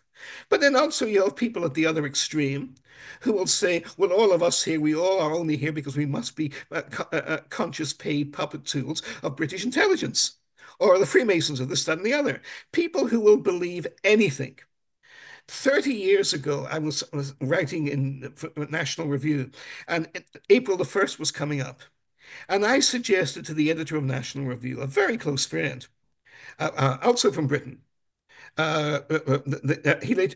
had earlier been top political advisor, John O'Sullivan, he means senior political advisor to Prime Minister Margaret Thatcher. I said, I've got a great idea for a joke, John. Why don't we base an April Fool's story on the X-Files? Why don't we have a story that Vietnam veterans are disappearing all across America because the CIA is kidnapping them, cutting up their bodies, and then recycling the bodies back to Vietnam as body parts so we can rediscover the body parts and then use that as proof to reopen diplomatic and trade relations with Vietnam, right? This was my idea of a joke in bad taste. And John was horrified. He said, Marty, my dear boy, we can't possibly. And remember, this is William Buckley's National Review, the most reputable conservative journal in America at the time. John said, my dear boy, we can't possibly publish anything like that. Our readers will believe it. We must publish, we can't publish it because it's true. He knew it wasn't true. He said it's much worse than that. Our readers will believe it. I know it isn't true, but precisely because it's so ridiculous, they will believe it. So these are use, I think, is an excellent sober example in this, for which you get outside your friends and close colleagues. Of course, you get no credit for it at all. You're hated for it all the more. But you set an admirable example of looking to separate the wheat from the chaff. And that's what we always have to do. Mm-hmm. Yeah, no, absolutely. You get it. I was reminded a little bit of when you were describing the switching of the, what I guess it was the Majestic or some sister ship with the Titanic theory, is the switching of Biden with his clone that's also out there. They're like, oh, look, because he clearly had plastic surgery or something, like he clearly looks different compared to, the pictures of him 8 years ago or even 6 years ago.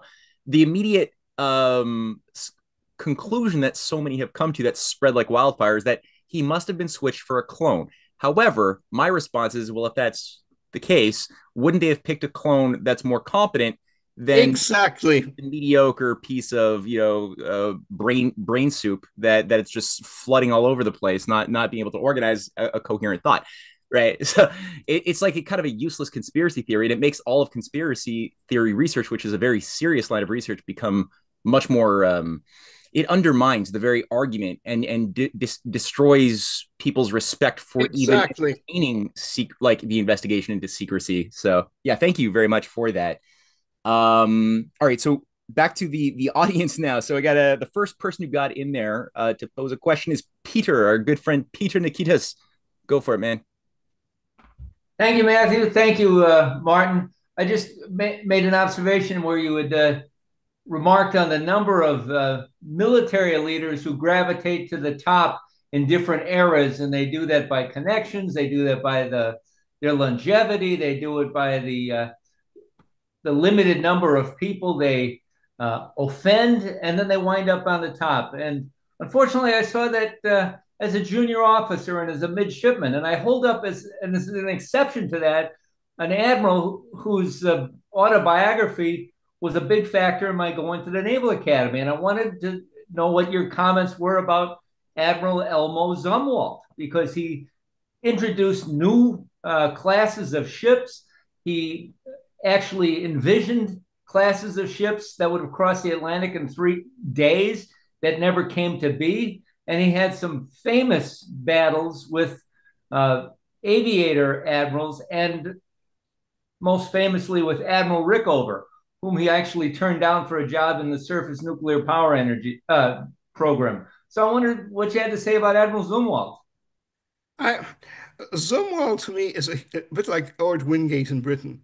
A hugely, I basically come down on Rickover's side, and it's a subject, as with you, that fascinates me. Again, you're an old Navy man. I am not, but I'm an old shipbuilding center man. And as I said before, I owe my first Pulitzer nomination to penetrating the Lenin shipyard and reporting on what it was really like. So this kind of thing fascinates me. And Zumwalt was one of my early heroes because, again, I'm of a generation that saw Vietnam go wrong. So all the great mavericks and critics on Vietnam, I'm predisposed to love. But the more I studied about him, as you say, his ships didn't get built, and when they did get built, very often, and again, you may also blame the horrors of the incompetence of the naval military industrial complex. They didn't get built well. By contrast with Rickover, Rickover got his ships built, got them built safely, and gave us generations of undersea nuclear security, which we don't see now. And I was an eyewitness in Washington. Zumwalt was already gone by that time, and he died. Zumwalt, again, a bit like Rudyard Kipling, tragic family background for similar reasons, not because he and the son didn't love each other, but because they loved each other too much. The son followed him into the Navy, served in Vietnam, became infected by Agent Orange. It's always the genuinely brave and the genuinely idealistic and the genuinely decent who die first and often most tragically. And poor Zumwalt had to see this suffering in his own son. But by contrast, if you look at Rickover, who had actually, I'm not sure if he had sons or not, I know he had daughters, but had a very happy private life, a very complex and interesting man, a man of Jewish background, but actually, and Jewish temperament, but he was actually a practicing Presbyterian all of his life. And the ships he built worked, and he got them built against impossible odds. And people who were, and he was impeccably honest. And if you look at the way he had to be forced out of the Navy in 83, 84. And I knew individuals who were centrally involved in the congressional intrigue to get rid of him. And they, of course, were neocons. The neocons hated him because he stood in the way of unlimited, he was totally honest, and he stood in the way of unlimited profits without limit for the shipbuilders and the industrialists and the bankers and the politicians behind that. So I'm on that, while I have a lot of sympathy and respect, obviously, for a great patriot like Zumwalt, I'm a Rickover man all the way. That's great. And I actually have Rickover's yearbook from the Naval Academy. It's Oh, that sounds wonderful. Go. Any particular stories or gems you want to share? Oh yeah, there's a story about another Jewish midshipman, classmate of Rickover's, and Rickover kept a low profile, although they had high grades. But there was a fellow named Kaplan who was number two in his class. The number one guy in the class was the chair of the yearbook committee, and he hated Jews. And he actually put Kaplan's page on a page all by itself, perforated with a highly prejudicial cartoon of a Jewish midshipman with a fake name next to Kaplan. And so that anybody who wanted to take Kaplan's picture out could do it without compromising the integrity of the yearbook. And he got away with it. And it was quite a shock to the superintendent. Well, to make a long story short, this fellow who finished number one died in a flight crash at flight school. Kaplan became a captain in the Navy, and his sons became captains in the Navy. And the copy of the yearbook that I have is still intact. And the comment about Rickover was really laudatory. And one thing I heard about him as an engineering officer, to show his honesty and his absolute frugality, he went around the ship when he was the chief engineer and personally reduce the flow of all the shower heads by 40% to save water and to save heat, and thus have more energy to propel the ship. That's the way he was. And I also understand that he was the supervisor for the Lubavitcher Rebbe, who was working for the Navy at the Brooklyn Navy Yard, and he answered to Rickover. So those are the stories that I share about Admiral Rickover. I'm a great skeptic about Schneerson, the Lubavitch Rebbe, a very dangerous man. He assured Prime Minister Netanyahu of Israel, that Netanyahu, long before he was Prime Minister, that he would be Prime Minister and personally hand over the state to the Messiah. That he would be the last Prime Minister of Israel before the Messiah. Now, since he's leading Israel to total destruction, God forbid that could still come about, but like the stories of the Greek oracles, not in the ways they're supposed to. So I am not a Schneerson and Maurer, and I suspect this story came not from Admiral Rickover, but from the Lubavitchers, who have always been known to wildly exaggerate their own stories. I mean, they Yeah, even claim that Einstein got all his theories from Schneerson, whereas Schneerson actually believed all his life the world was flat. He worked in the Brooklyn Navy Yard and he believed the world was flat. He Really? taught this openly. He wasn't ashamed of it. Really? Yes. That's very interesting. Okay. I didn't. Okay, very. That's actually Yes. But it question takes in us my rather opinion. far afield, I grant you. Yeah, no, it's interesting. I'm gonna have a side follow up conversation with you on the side based on some of the stuff you just raised. Actually, Yes, um, exactly. all right. So, Stephen, you still there? I am indeed. Thanks, Matt. Thank you, Marty. Another wonderful lecture. Loved it. Thank you. So you know me. I'm someone who doesn't like Hanlon's razor. Never attribute to conspiracy that which can be attributed to stupidity. I tend to say, okay, at what point does that break down? What could Yeah, possibly happen? What bugs me the most about the narrative and the broader story of the Titanic has nothing to do with 1912 or the early years.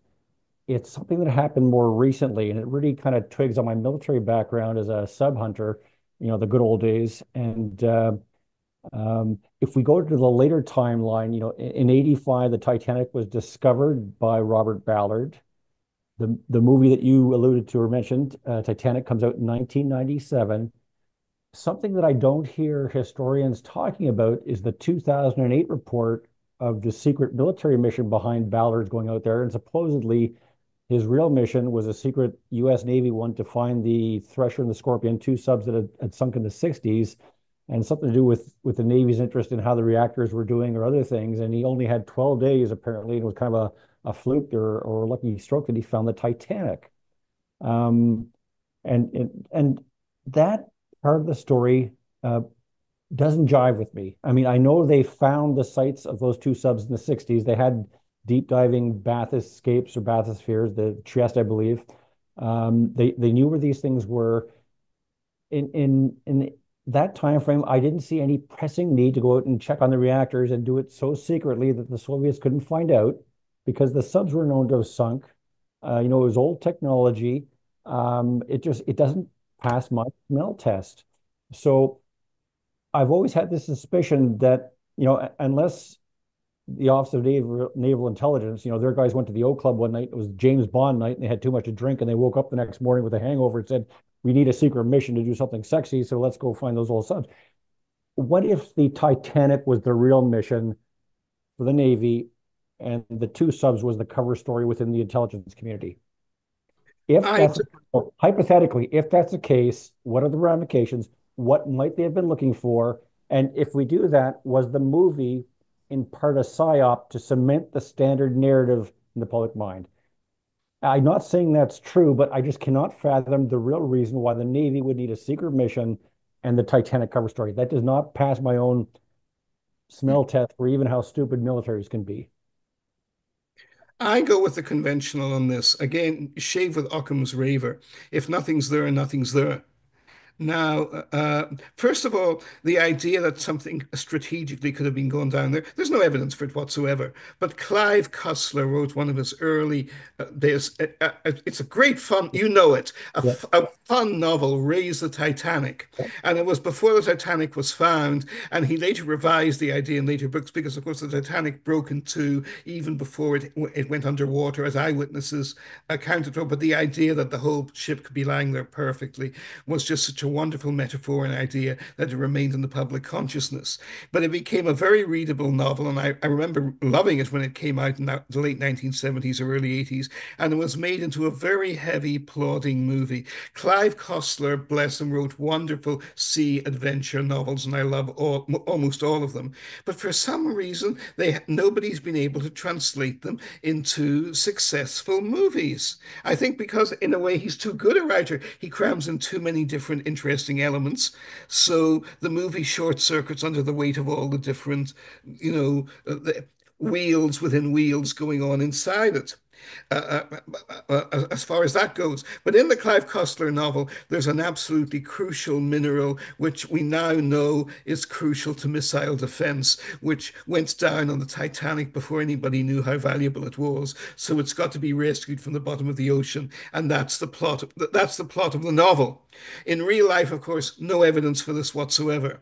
Now, I have not come across the slightest hint of espionage or daring do involved with or conspiracy theories of that kind, or not any national security that involved with the Titanic.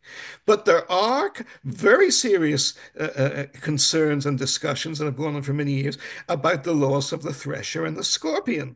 That at least one of them, and maybe both of them, were sunk by hostile Soviet submarines because Soviet spies in the United States had gotten the communication codes or crucial details, allowing Soviet submarines to track American submarines at that time, which should have been impossible. And I'm not an expert on this. I don't keep up with the theories or the debunking of the theories or the debates over the theories, but I know there has been discussion about this, and especially in the case of the Scorpion. Okay, thanks. Question. On the Franklin expedition, uh, I found that there were some really strange characters who poured tons of resources, like the founder of BlackBerry, forgot his name all of a sudden, and some very, very strange intelligence Exactly. connected operations that were tied to it. And I couldn't imagine that all of this effort, this is, I guess my conspiracy mind is going into it, would go into seeking the sunken Franklin in the Canadian Arctic. I was wondering, touching on Stephen's question that just sort of like awoke that question in my mind. Did you find that there might be another secondary motive to the Franklin expedition that's not just simply finding the wreckage of the lost expedition, or do you think that that's a straight story too? That's I don't know. I mean, okay. as far as I know, it's a straight story, but I can't debunk it either or Sure. confirm. You see what I mean? Because I just Yeah. haven't looked at that aspect closely enough. The Franklin expedition is held up by itself. I mean, it's the opposite of the way Amundsen operated. It was two battleships with hundreds of men on board, all of whom were lost, all of whom starved to death. And it's another metaphor for modern times because it was the first expedition with canned foods on board, supposedly to keep the people alive for 2 or 3 years. One of the theories about it now is that the canning itself backfired because there was so much lead involved in the canning, it poisoned the members of the crew and drove them mad. And what we do know is in these situations, whenever it's available, the evidence I always regard as best evidence is that of native peoples testimony at the time who saw what was going on or elements of what was going on, even if they didn't understand all of it or did not presume to understand all of it. And the native Inuit peoples of the region described the survivors of the Franklin expedition. They tried to help them, but they were terrified of them. because they said they were eating each other and they started eating us. They became cannibals, but more than that, they described them in terms from horror movies. They said they were zombies, they were living dead. Now, this was most likely people who had been driven mad by their starvation and their isolation and had gone mad and were certainly going cannibal. But it also raises the question of, ghostly and demonic possession and this, that, and the other, which native peoples always have a great fear of, and very often a healthy respect and fear of. The older I get now, traveling, when I meet people, the people of the Navajo Nation out west, or people of native nations in Alaska or other parts of this country, or people who there are even still around today, people who still carry and treasure the Iroquois traditions in the northeastern United States. And what always strikes me is when you penetrate through them, even in terms of modern science and DNA and technology and what have you, and even just our own greater respect for folklore. Not that we can explain what they had, but that you cannot simply explain it away as, benighted, ignorant people. The English still have this attitude towards the Irish and towards the Highland Scots. But they still, live basically in their tiny little clusters around London, and they don't want to know anything that goes on outside London in a bubble. British imperial arrogance has spread all around the world, but that simply banishes other narratives and other understandings of the world. It doesn't destroy them, and it doesn't delegitimize them, much as they try to do so. So I haven't heard anything on this. I'm not in a position to confirm any of it. I'm not in a position to disconfirm any of it either. But I do know that the Franklin expedition was a classic example of stupidity and futility and the arrogance of thinking you could conquer nature by brute force. The same way Robert Falcon Scott did. Again, the British did not act this way when they were building this empire.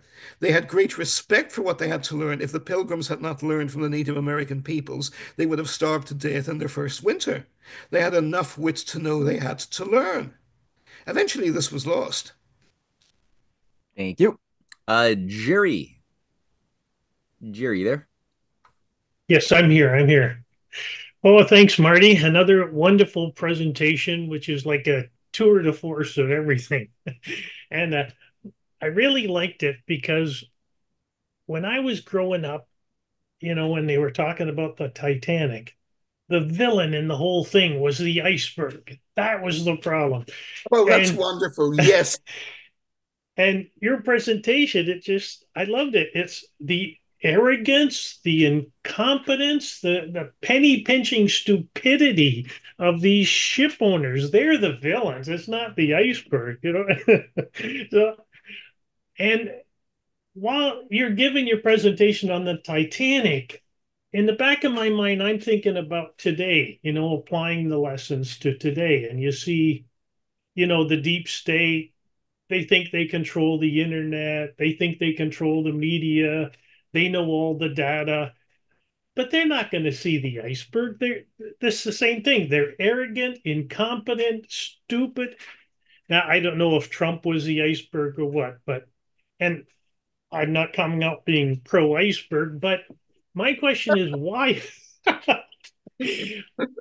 on the Titanic, why didn't they see the iceberg? Why Oh, weren't they looking for it? What happened? Anyway, I'll let you answer that, Marty. Take it away. look. You're the guy who introduced me to the crucial role of Geoffrey Chaucer in the English Renaissance and the importance of Canterbury and so much else that I've learned more from you and Stephen than I could list in 3 hours of talking. So it's a joy to interact again with both of you. But you've just done it again because I had missed before, and of course will now inflict on everybody who's still here. There's a story about this too. There was a man called Frederick Fleet, and he was the lookout on the Titanic who saw the iceberg. But there were problems. Fleet, who everybody loathed and regarded as a horse's ass, was personally selected for the job by Captain Smith, a senile old fart. First point. Secondly, Fleet is selected to be the night lookout, right? He's short-sighted. He doesn't wear glasses. They make a lookout who is short-sighted. He should be equipped with binoculars.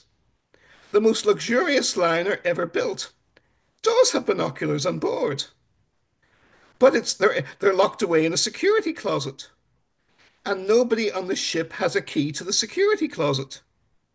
And do they knock the door open? No, that's private property of the White Star Line. You mustn't do that. You'll break the lock. Somebody will be fired.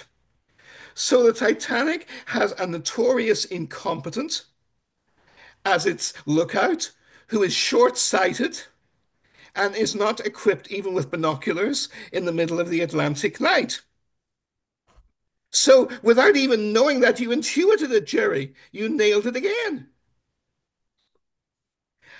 What chance did the poor iceberg have?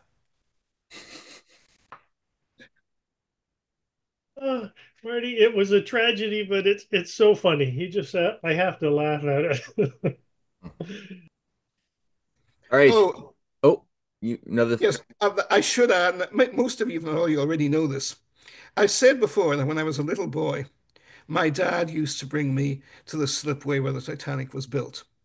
No other ship was ever built there.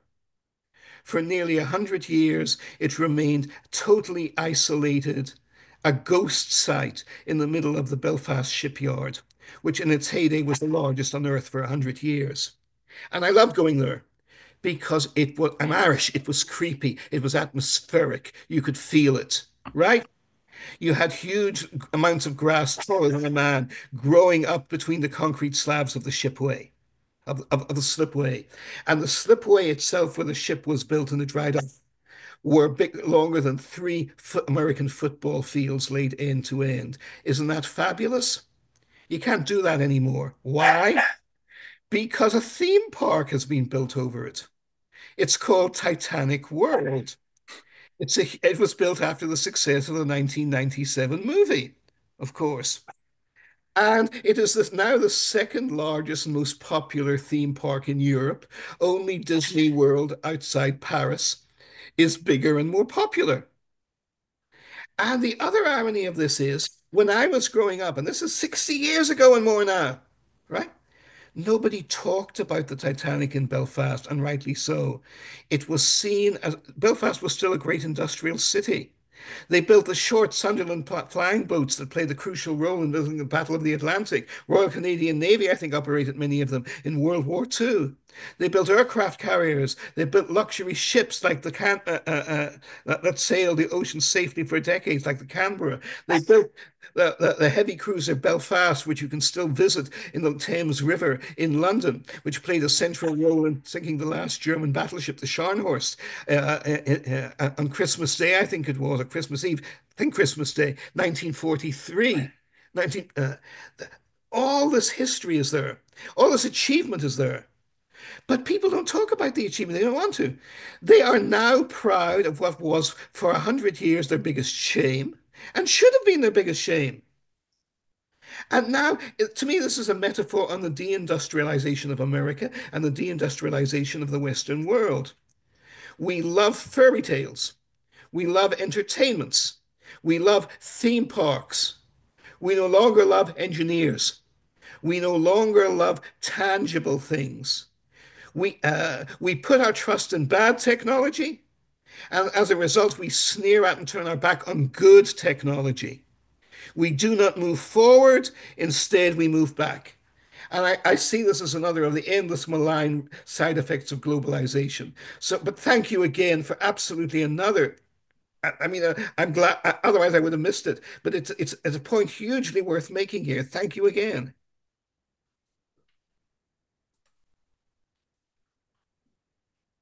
All right. Uh, Monty. Monty, I saw you next on the list. Yes, yes. Thank you very much. I mean, just absolutely thrilled to always touch base and with you, Martin. And uh, my question. Well, one of the things I've heard, which maybe I'd like you to address, just as a topic. I understand that the captain of the Titanic, he was trying to set a record too, and he was also duped into the thing that it was indestructible. But be that as it may, what this reminds me of, I was never really aware of the decrepit state of the Titanic insofar as you're describing the materials it was built with, and it was more built for glamour, like a Potemkin village or a floating thing, as a statement. Uh, but what impresses me, it seems to be the same state of the world today as far as military, what we're suffering. You were mentioning Ukraine, where indeed over 700,000 deaths, even though Zelensky's trying to still make the world believe it's 30,000 deaths. So it's just a big lie. But in relationship to that, I watch a guy on a regular basis called Andrei Martinov. He broadcast daily out of Seattle, I think, in that area. He was a former uh, Soviet naval nuclear engineer and logistician. And what he's pointed out to me, I was a background in logistics too, in military. And what impresses me is the fact that our military industrial capacity, I mean, the Russians are 1 to 2 generations ahead of us. I mean, their hypersonic missile system, their military industrial capabilities, their electronic warfare capabilities. We just put a missile into space a few days ago to try to break through with the hypersonic missile capability, but it's just all a bluster. I mean, militarily, Russia is just outperforming us in every sector in that regard, and we're still pretending like it's either a stalemate or we're winning the war or Russia's still losing it. And I wonder if you just comment on that generally. It just seems to be the fantastic lie that people will accept because they don't, like you say, they don't want to know the truth. I love talking with you and Jerry and Steve and other friends here too, of course, because as already in our exchange with Stephen and Jerry, I'll talk for ages. But the essential point is they already made the key points. You just already made another key point. I agree with you 100%. Absolutely. Another viewer I recommend to everyone here, and I just watched a latest view of his. It's already been only from last week, already been seen by 500,000 people online. And that is Colonel Douglas Macgregor talking about these issues. Now, I know Doug personally. He's a wonderful man and utterly fearless. And he's an extraordinary man because he is the greatest military armor commander since Patton himself. He personally led the destruction of the Iraqi Republican Guard when it was regarded as the fourth most formidable army in the world in the first 1991 Iraq War. Since then, he has been the American de Gaulle. He is the great theorist and he's been proved right again and again, especially in Ukraine and also in Gaza, but especially in Ukraine, on the nature of modern wars and the transformational role that the proliferation of cheap drones play there. And Doug's central theme, Monty, is exactly the same as yours. We cannot win a war. We do not have the industrial base to do so. Trump recognized this in his first term, and even Biden or the people around Biden, I actually think it was Biden himself at the very beginning before he totally lost it. But to his credit, he continued Trump's policies, which were to try and reindustrialize the national industrial base. And you find both Democrats and Republicans in the Congress do support this. They're not traitors and they're not fools. They're not. But there's a much deeper problem. It's too late, as Doug said. And we have had free market laissez-faire policies, the curse of Adam Smith, the curse of liberal internationalism. Any good, responsible government has to work in a tug of war between the corporations and the private elements in society, both to rein in excesses by the plutocrats, but also to steer elements of the economy in constructive directions that are necessary for prosperity and survival. It's like believing in random evolution of Darwin, which I do not, over billions of trillions of years, as opposed to directed evolution or the adaptation of living forms through DNA to respond and adapt to different environments. It's the same thing here. So I agree with you 100%, Monty. And we are not in the position to win a war, and our position is far worse than Britain's was in 1939. Because Britain in 1939 had vast financial resources still and could draw upon them to win its war. And the British also knew they had America as a strategic and industrial reserve. Today, Russia has China as its industrial reserve and financial reserve and resources reserve. We have nobody. We can, as Colonel McGregor rightly says, we can rebuild, we can restore, but we need time to do it and we need peace to do it. And the idea of provoking Russia through endless aggression is simply suicidal for us. It is suicidal for us. So I agree with you again 100%. Yeah, thank you. Another excellent resource is Colonel Lawrence Wilkerson, who just Yes, I surprisingly had agree. a yeah he just had an interview with Chris Hedges, which kind of surprised me. Just came out today, about an hour interview, and it was absolutely phenomenal. And he commented, he was the chief of staff for Colin Powell, I think, when he was Secretary of State, and he actually admitted how they were duped by the administration insofar as the whole Iraq, the hoax with the whole Iraq weapons of mass destruction. So I'd recommend Lawrence Wilkinson with Chris Hedges to watch that too. Very excellent commentary. Thank you. Yep. Thanks, buddy. All right. Got time for one last question. And that question is going to go to Julian. Julian, you still there? Yeah, you hear me? Oh, there you are. Yeah. Hey, how's it going? Great. I'm new. It's my first meeting being here live, so just wanted to introduce myself to you guys. And I watched your roundtable last week, and I loved it, and that's what prompted me to join as a paying member. But yeah, and I've been following you, Matt, for a little over a year, enjoying your presentations. Last week, Martin, that was my first exposure to you, and I have to say I really loved when you called out. I think the guy's name was Kevin for his Trump derangement syndrome. That was pretty I brilliant. think his name is Peter, but yeah. Peter, sorry, yeah. Um, so I'm a big Alex Craner fan. He's helped me develop my understanding of history and the current geopolitical landscape.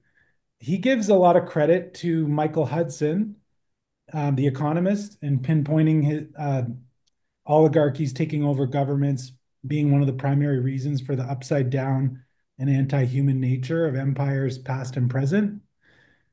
So, thanks to you, Matt and Alex, I do now recognize the inherent problem with libertarianism and the Adam Smith philosophies, and Exactly.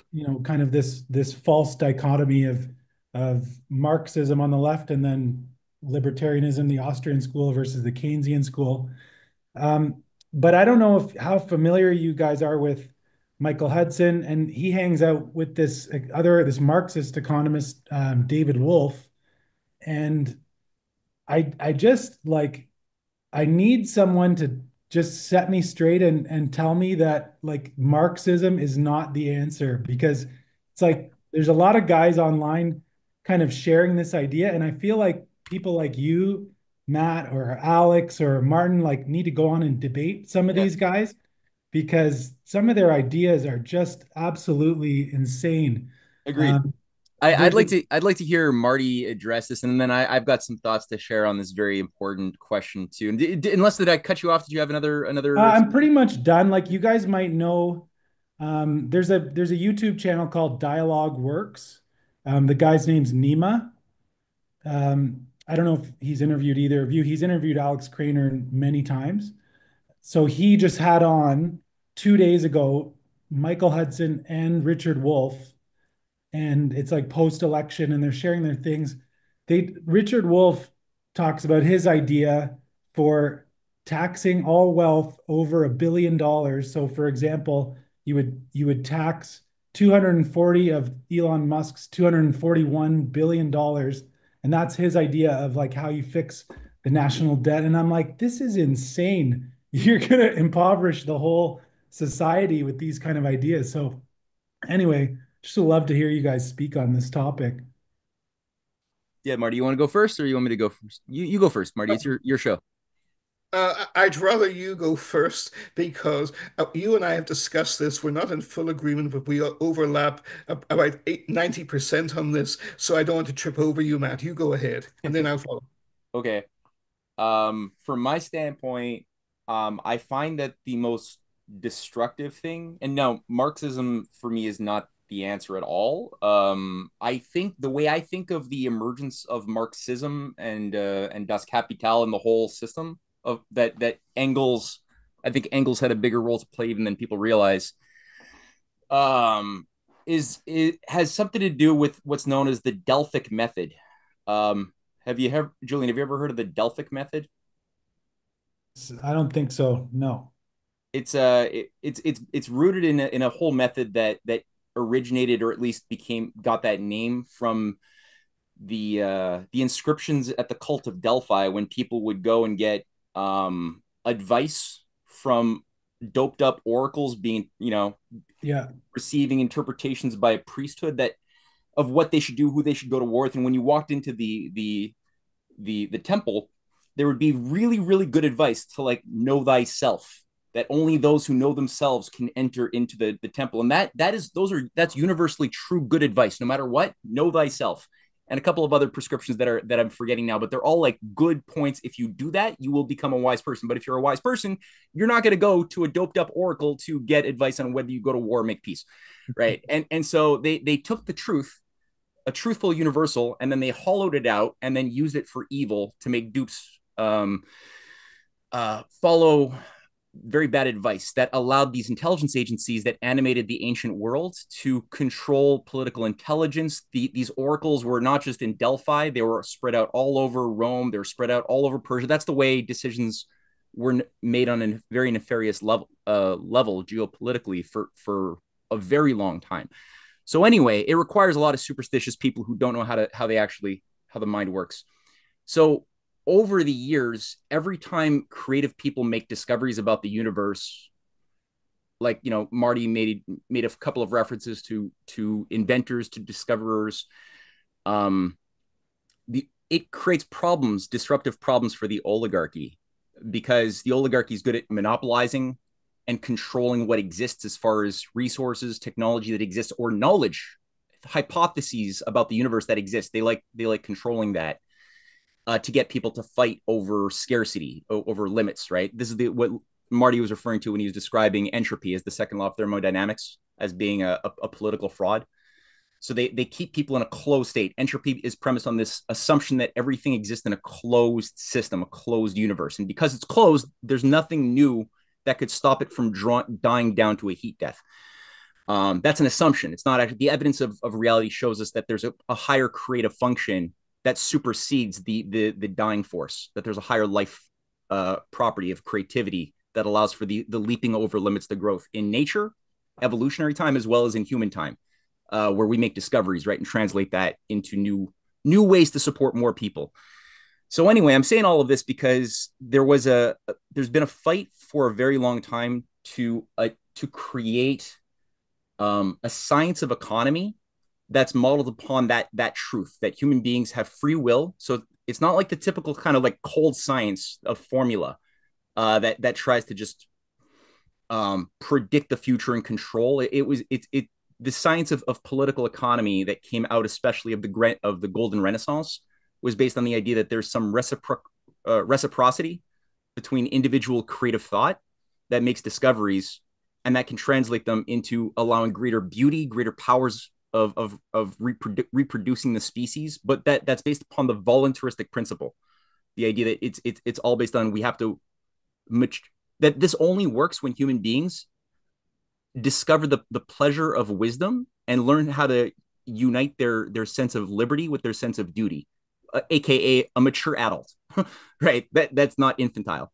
So that only works that way. And again, when you read the writings of Colbert, Mazarin, the people who were like enshrining the system, giving it more, putting more flesh on the bones out of in France, who are advancing on this. We've actually hosted some classes going through cameralism, and Colbertism, that people like the founding fathers, like especially Alexander Hamilton, was studying the works of Colbert to see how did Colbert make the economic miracles that they happened by creating state-directed credit based, but that also had a blossoming of entrepreneurialism in France in the 1640s, 50s, 60s. So there was a blossoming of private enterprise, private initiative, but at the same time, a harmonization with the idea of the nation playing a role together. There's no single formula, but there's been a fight to sabotage the blossoming of that self-consciously into the science of mind over matter that the American Revolution was really about. And I've been reading the writings for many, many years of the philosopher Lyndon LaRouche, who I worked with, who really had a whole organization that unveiled very concretely what this American system of political economy was, and the idea of protective tariffs, national banking, but premised on this idea that the human mind is the source of value. Nothing material, nothing like that. It's the source of mind that infuses value into everything. That's what Abraham Lincoln's advisors were on top of. If you read their writings of Henry C. Carey or McKinley's advisors and McKinley himself, they were very much on this understanding. And anyway, I see Marx as having been a construct who created a system that would take the outward appearance of what that American system was as it was blossoming around the world, but destroy the actual substance of it and turn it into a mechanical formula that might, if you're a pragmatist, you might find things within the Marxist system that might be useful for you to do something that might be useful. But for the most part, there are all these toxic assumptions infused into it. The rejection of private property, religion being evil that has to be destroyed, like all of these assumptions that are also very Darwinian that Marx infused into his thing, or Engels did, or whoever was controlling them. I see Hudson personally as somebody who has consciously for about 50 years been working to destroy any understanding. He rejects that there has been something called the American system of political economy, which I know has been shaping all over the last 250 years, a battle to stop that from blossoming. He rejects the existence of that and says it didn't happen, and instead has been bringing on something also that is sort of Delphic around his modern monetary theory that he also created in the 70s when he was working for Pierre Elliott Trudeau at the Ministry of Culture in Canada. And he's sort of been, I think, assigned by David Rockefeller early on, and probably some of the Frankfurt School operatives that were taking control of the United States around George Lukács, whom, by the way, Michael Hudson has full rights to control all of the English writings of Georg Lukács, the sort of head honcho of the Frankfurt School, who became cultural minister of Hungary in 1919. That's a guy who Hudson treats as being, or he knew directly and gave him rights to all of his English translations. Leon Trotsky also is his godfather. So I think that when he was working with Albert Kahn, when he was working with David Rockefeller in the 60s in Chase Manhattan, was assigned, like Albert Kahn was, to create models through the Hudson Institute, and which was tied to Rand, to model certain things that the American system was doing, but extracted of its essence, in order to gain control over something that might come online, as we see right now. So Hudson's influence is very big, and his career mirrored Lyndon LaRouche's career from the earliest of the 70s when he wrote Super Imperialism, all the way.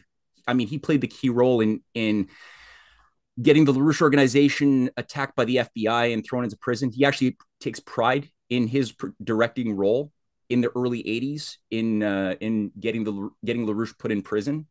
Even to this very day, I know people directly who have spoken to him about this and have shared emails with me about his taking pride in having shut down and destroyed the LaRouche organization in the 80s. So I think that I know he knows that the American system exists because his master's thesis in the early 60s when he was still he's an old guy now, was on Erasmus Peshine Smith and his role, who was Henry C. Carey's lead guy in Japan, bringing in the American system in Japan in the 1860s, 70s. E. Peshine Smith and the American system, who was the leader of the American system in Japan, was the center of Hudson's thesis. So I know he knows it exists. So the fact that he's outwardly consistently trying to act like it doesn't in favor of MMT, which is just, again, modern monetary theory, is very dangerous. It's nothing. I think he's somebody not to be trusted. Even and his work, I think he's doing certain things about how he's getting people to interpret Augustine, Cicero, and the battles of the ancient period, to ignore the fact of what I said about the ancient mystery cults, which he knows are the center of decision making of everything bad in the ancient world. All of that has been washed away in favor of a new analysis around balance of payments, usury, like things that are very mechanical, actually very Marxist in interpretation. And then people like Cicero and Augustine and others who I know were resisting this oligarchy, who were the living embodiment of Plato's real fight, are treated as the evil, corrupt people who you should even read their writings. It's not even worth it because they're just so corrupt. And for me, I'm like, no, I've read their writings. These guys are the things that keeps the oligarchy awake at night in fear, is the thoughts of Cicero and Plato and St. Augustine. That's what scares the oligarchy. The people at Hudson is telling people not to even bother reading. So yeah, that's my take on that. I don't know if that helps. Thanks for going out on a limb and sharing all that juicy details, because that's, takes a little bit of courage. So thanks for that.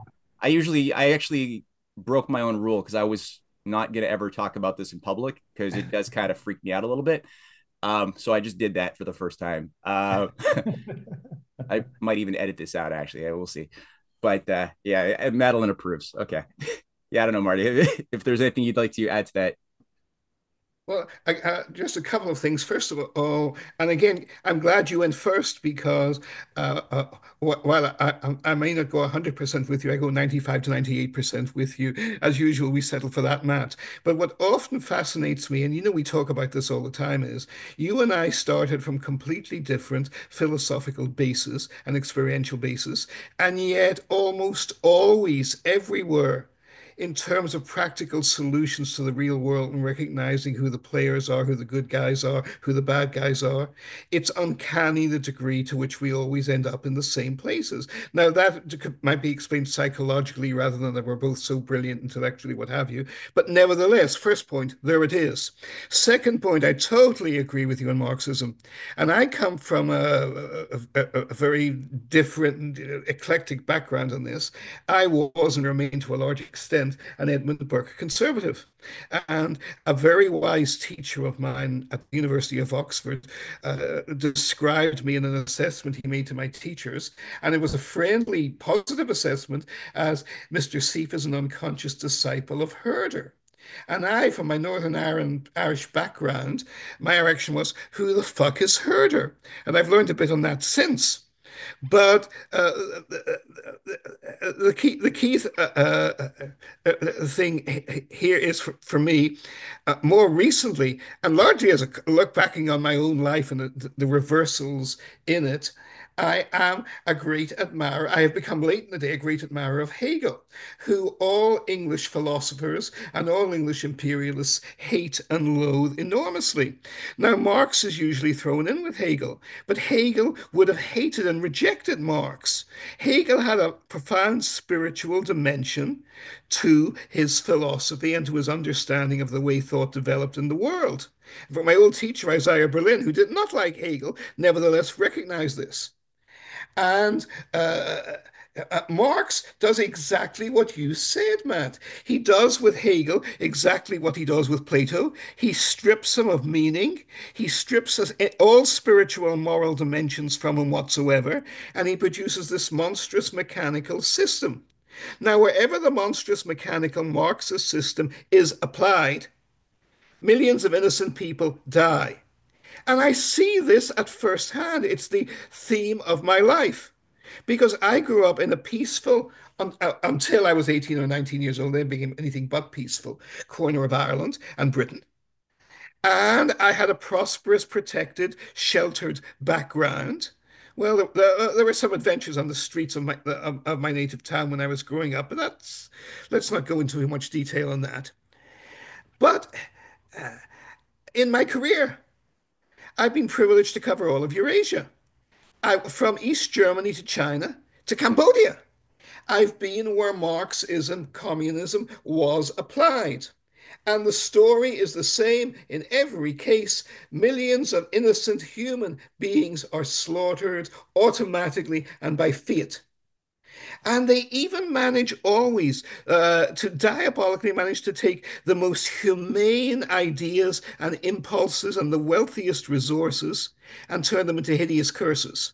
What could be more than humane than an orphanage? To look after children who have been orphaned and have no parents.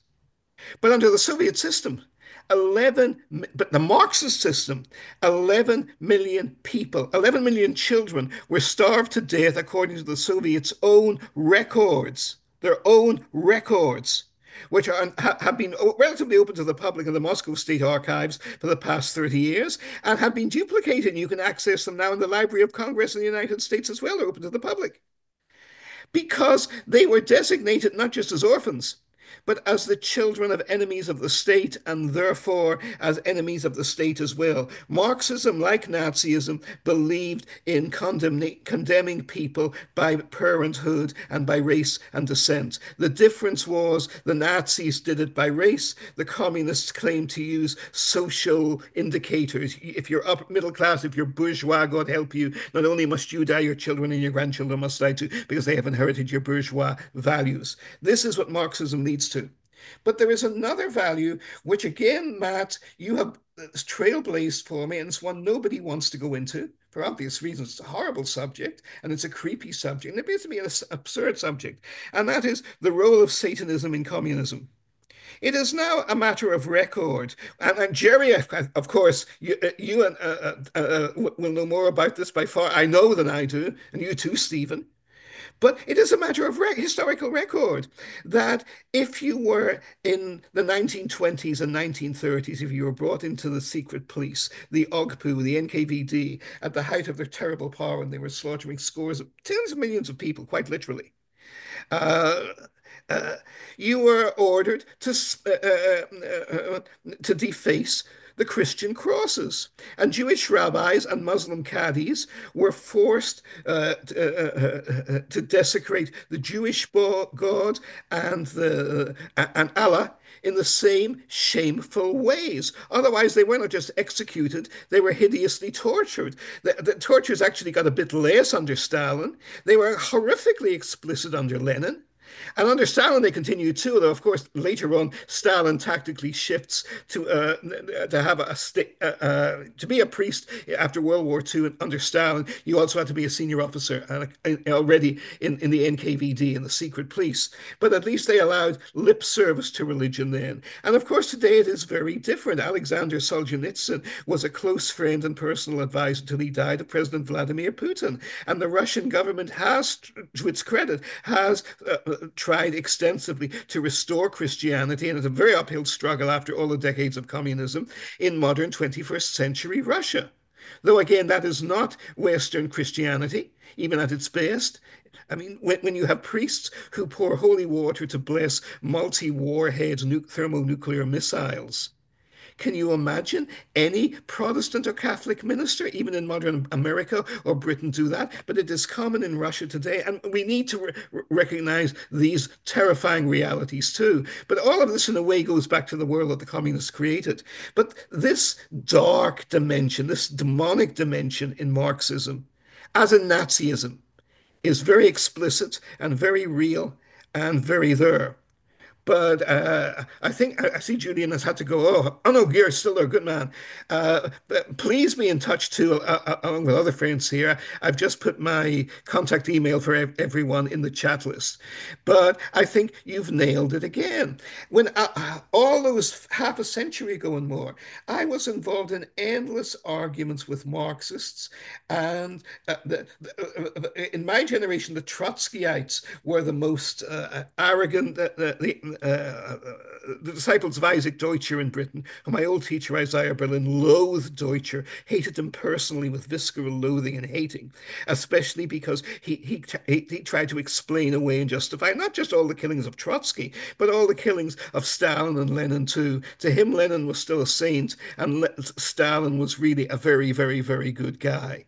Now, as an old history teacher of mine back in Belfast, the late Charles Breen, wonderful man, said to him on one of the last conversations I had a chance to have with him uh, before coming back to America, was any sane person ought to hate and loathe both Nazism and communism. And there's something very, very wrong with anyone who tries to justify one even while they condemn the other. And that's been my lifelong position, and it still very, very much is. But I think you nailed it, Matt. And again, it's Marx's stripping of the spiritual dimension of life, the moral spiritual dimension, that opens the door wide open to every unimaginable horror imaginable. Yeah, yeah, yeah. Definitely, that's a potent line of inquiry in it. And thank you, Julian, for tossing that Yes. out there. Obviously, we just kind of scratched on it a little bit, but yeah, very, very invaluable line of research to continue on. Yeah, I wish we had time for more. Scott, next time you come in, you got to get your question in earlier, buddy. Otherwise, you got Marty's email. I think everyone's got Marty's email in the chat box. Marty, I know, loves getting emails, so don't hesitate to toss him a question or share a thought. Marty, your book, I know, your books plural. Do you have like one single source that you recommend people go to buy your books, or are they kind of spread out and scattered across the internet space? Spread, alas, best bet is probably Amazon.com. Okay. I need to get my website up and running again. Yeah. Several of them are Kindle books as well, which I had to self-publish because I couldn't get out otherwise. The Mm. most immediately relevant one, I think, is Cycles of Change, in which I predict the Trump revolution in 20. It came out in 2015, and I don't even mention Trump by name. He hadn't even declared yet. I had no idea he would come, but I predicted there that starting in 2016 and going on at least till 2028, unless thermonuclear war, God forbid, came first, America was going to go through a transformational upheaval equal in intensity and power to the Civil War and or the Great Depression. And I spell it all out, and I also spell out the 7 eras of American history and the 7 defining American leaders who shaped this history. And they're not all who you would expect. Do not include George Washington. The first era is shaped by Thomas Jefferson. I'll just make the points here. The second by a man I loathe, even though or maybe because he's a fellow Northern Irishman, Andrew Jackson. The Napoleon of America, the genocidal slaughter of the native nations, the enslaver of the African Americans, the stealer of all the richest lands of Hispanic America. But he shapes the second era of American slavery expansion from the 1820s onwards. The third era is indeed the great Lincoln Grant era. The fourth era should have been the McKinley era. It's really his, but it's hijacked by Theodore Roosevelt and that appalling blowhard Woodrow Wilson. The next era, which you could say is the brightest one, most successful one, at least initially, but of course it's violently ended too, is the New Deal era of Franklin Roosevelt. We have been in the Ronald Reagan era since 1980, and it's out of steam. The ideas that worked or seemed to work ran out of steam, and as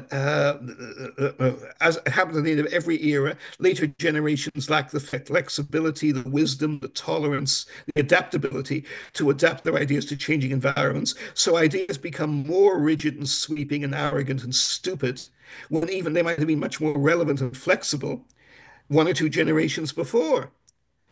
And what we see with Trump is not the new era. we see with Trump the birth pangs of the era. My original prediction was that Trump would fail to win in 2016 and that he would be succeeded by 2024 by an effective president who, like Reagan or like Franklin Roosevelt, would create an effective new consensus to renew America again. But because Hillary Clinton was such a repulsive idiot, she lost an election she was basically destined to win, even though I wouldn't have wanted her as president. And that threw the whole pattern off completely. There was the 4 year effort to delegitimize Trump. There was the era of the living dead, or the undead, non-living dead, which is Joe Biden. And by the way, I'm sure many of you here, hands up who's seen the movie Weekend at Bernie's. Excellent. Everyone else must watch it because this is political prophecy. This is a prophecy of the Biden administration. Living with Joe. You have a dead man in the White House and everybody pretends he's alive. And this goes on for 4 years. And it's actually not unprecedented. We had it before. When Woodrow Wilson is incapacitated by a stroke in the middle of 1919, and of course, Jerry, I see you've already worked it out beyond levels I have dreamed of doing, and you have too, Stephen, from that little smile on your face. You both know where this is going.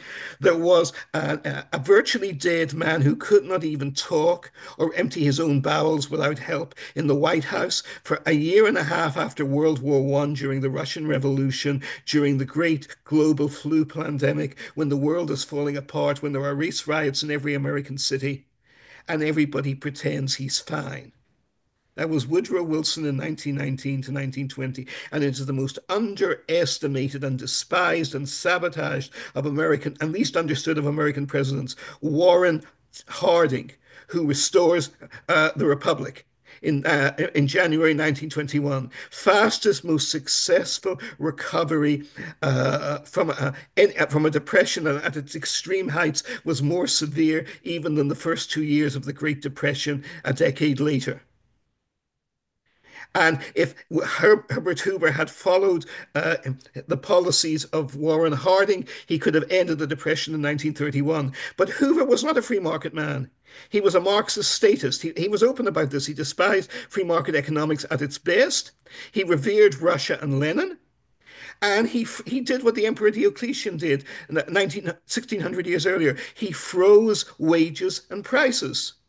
So he himself cut off the natural recovery mechanism of the economy. It was like he gave the economy AIDS. He took away from the economy its means to recover its equilibrium and balance and heal itself, which is what Warren Harding did in 1921. And instead, it's Harding who's endlessly sneered at by ignorant liberal historians as being the worst of presidents, when in fact he was the best. Or one of the, not one of the best, but one of the best. Thank you, Marty. What was the book you said? I see two books here on Amazon. There's Cycles of Change and Gathering Storm. Which one were you just talking about? Take both of them, but Okay. the one to start with is the historical one, because that's the one that convinces you, because I reinterpret all of American history. And I don't come up with, well, there's lots of little new facts in it that are entertaining.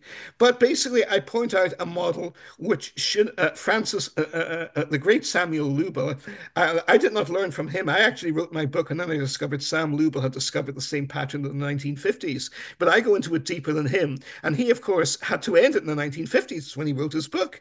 And I was in a position to say, well, the pattern continues for another 70 years and we can document it. So everyone should start with cycles of change. Cycles of change. All right. All right. Everyone's got their homework now. All right. Thank you very much, Marty. Thank you, everybody. And we'll be back next week for more mind-blowing discoveries and sharing of ideas. So till next week, toodles, y'all. Thank you, Matt. Toodly-doo.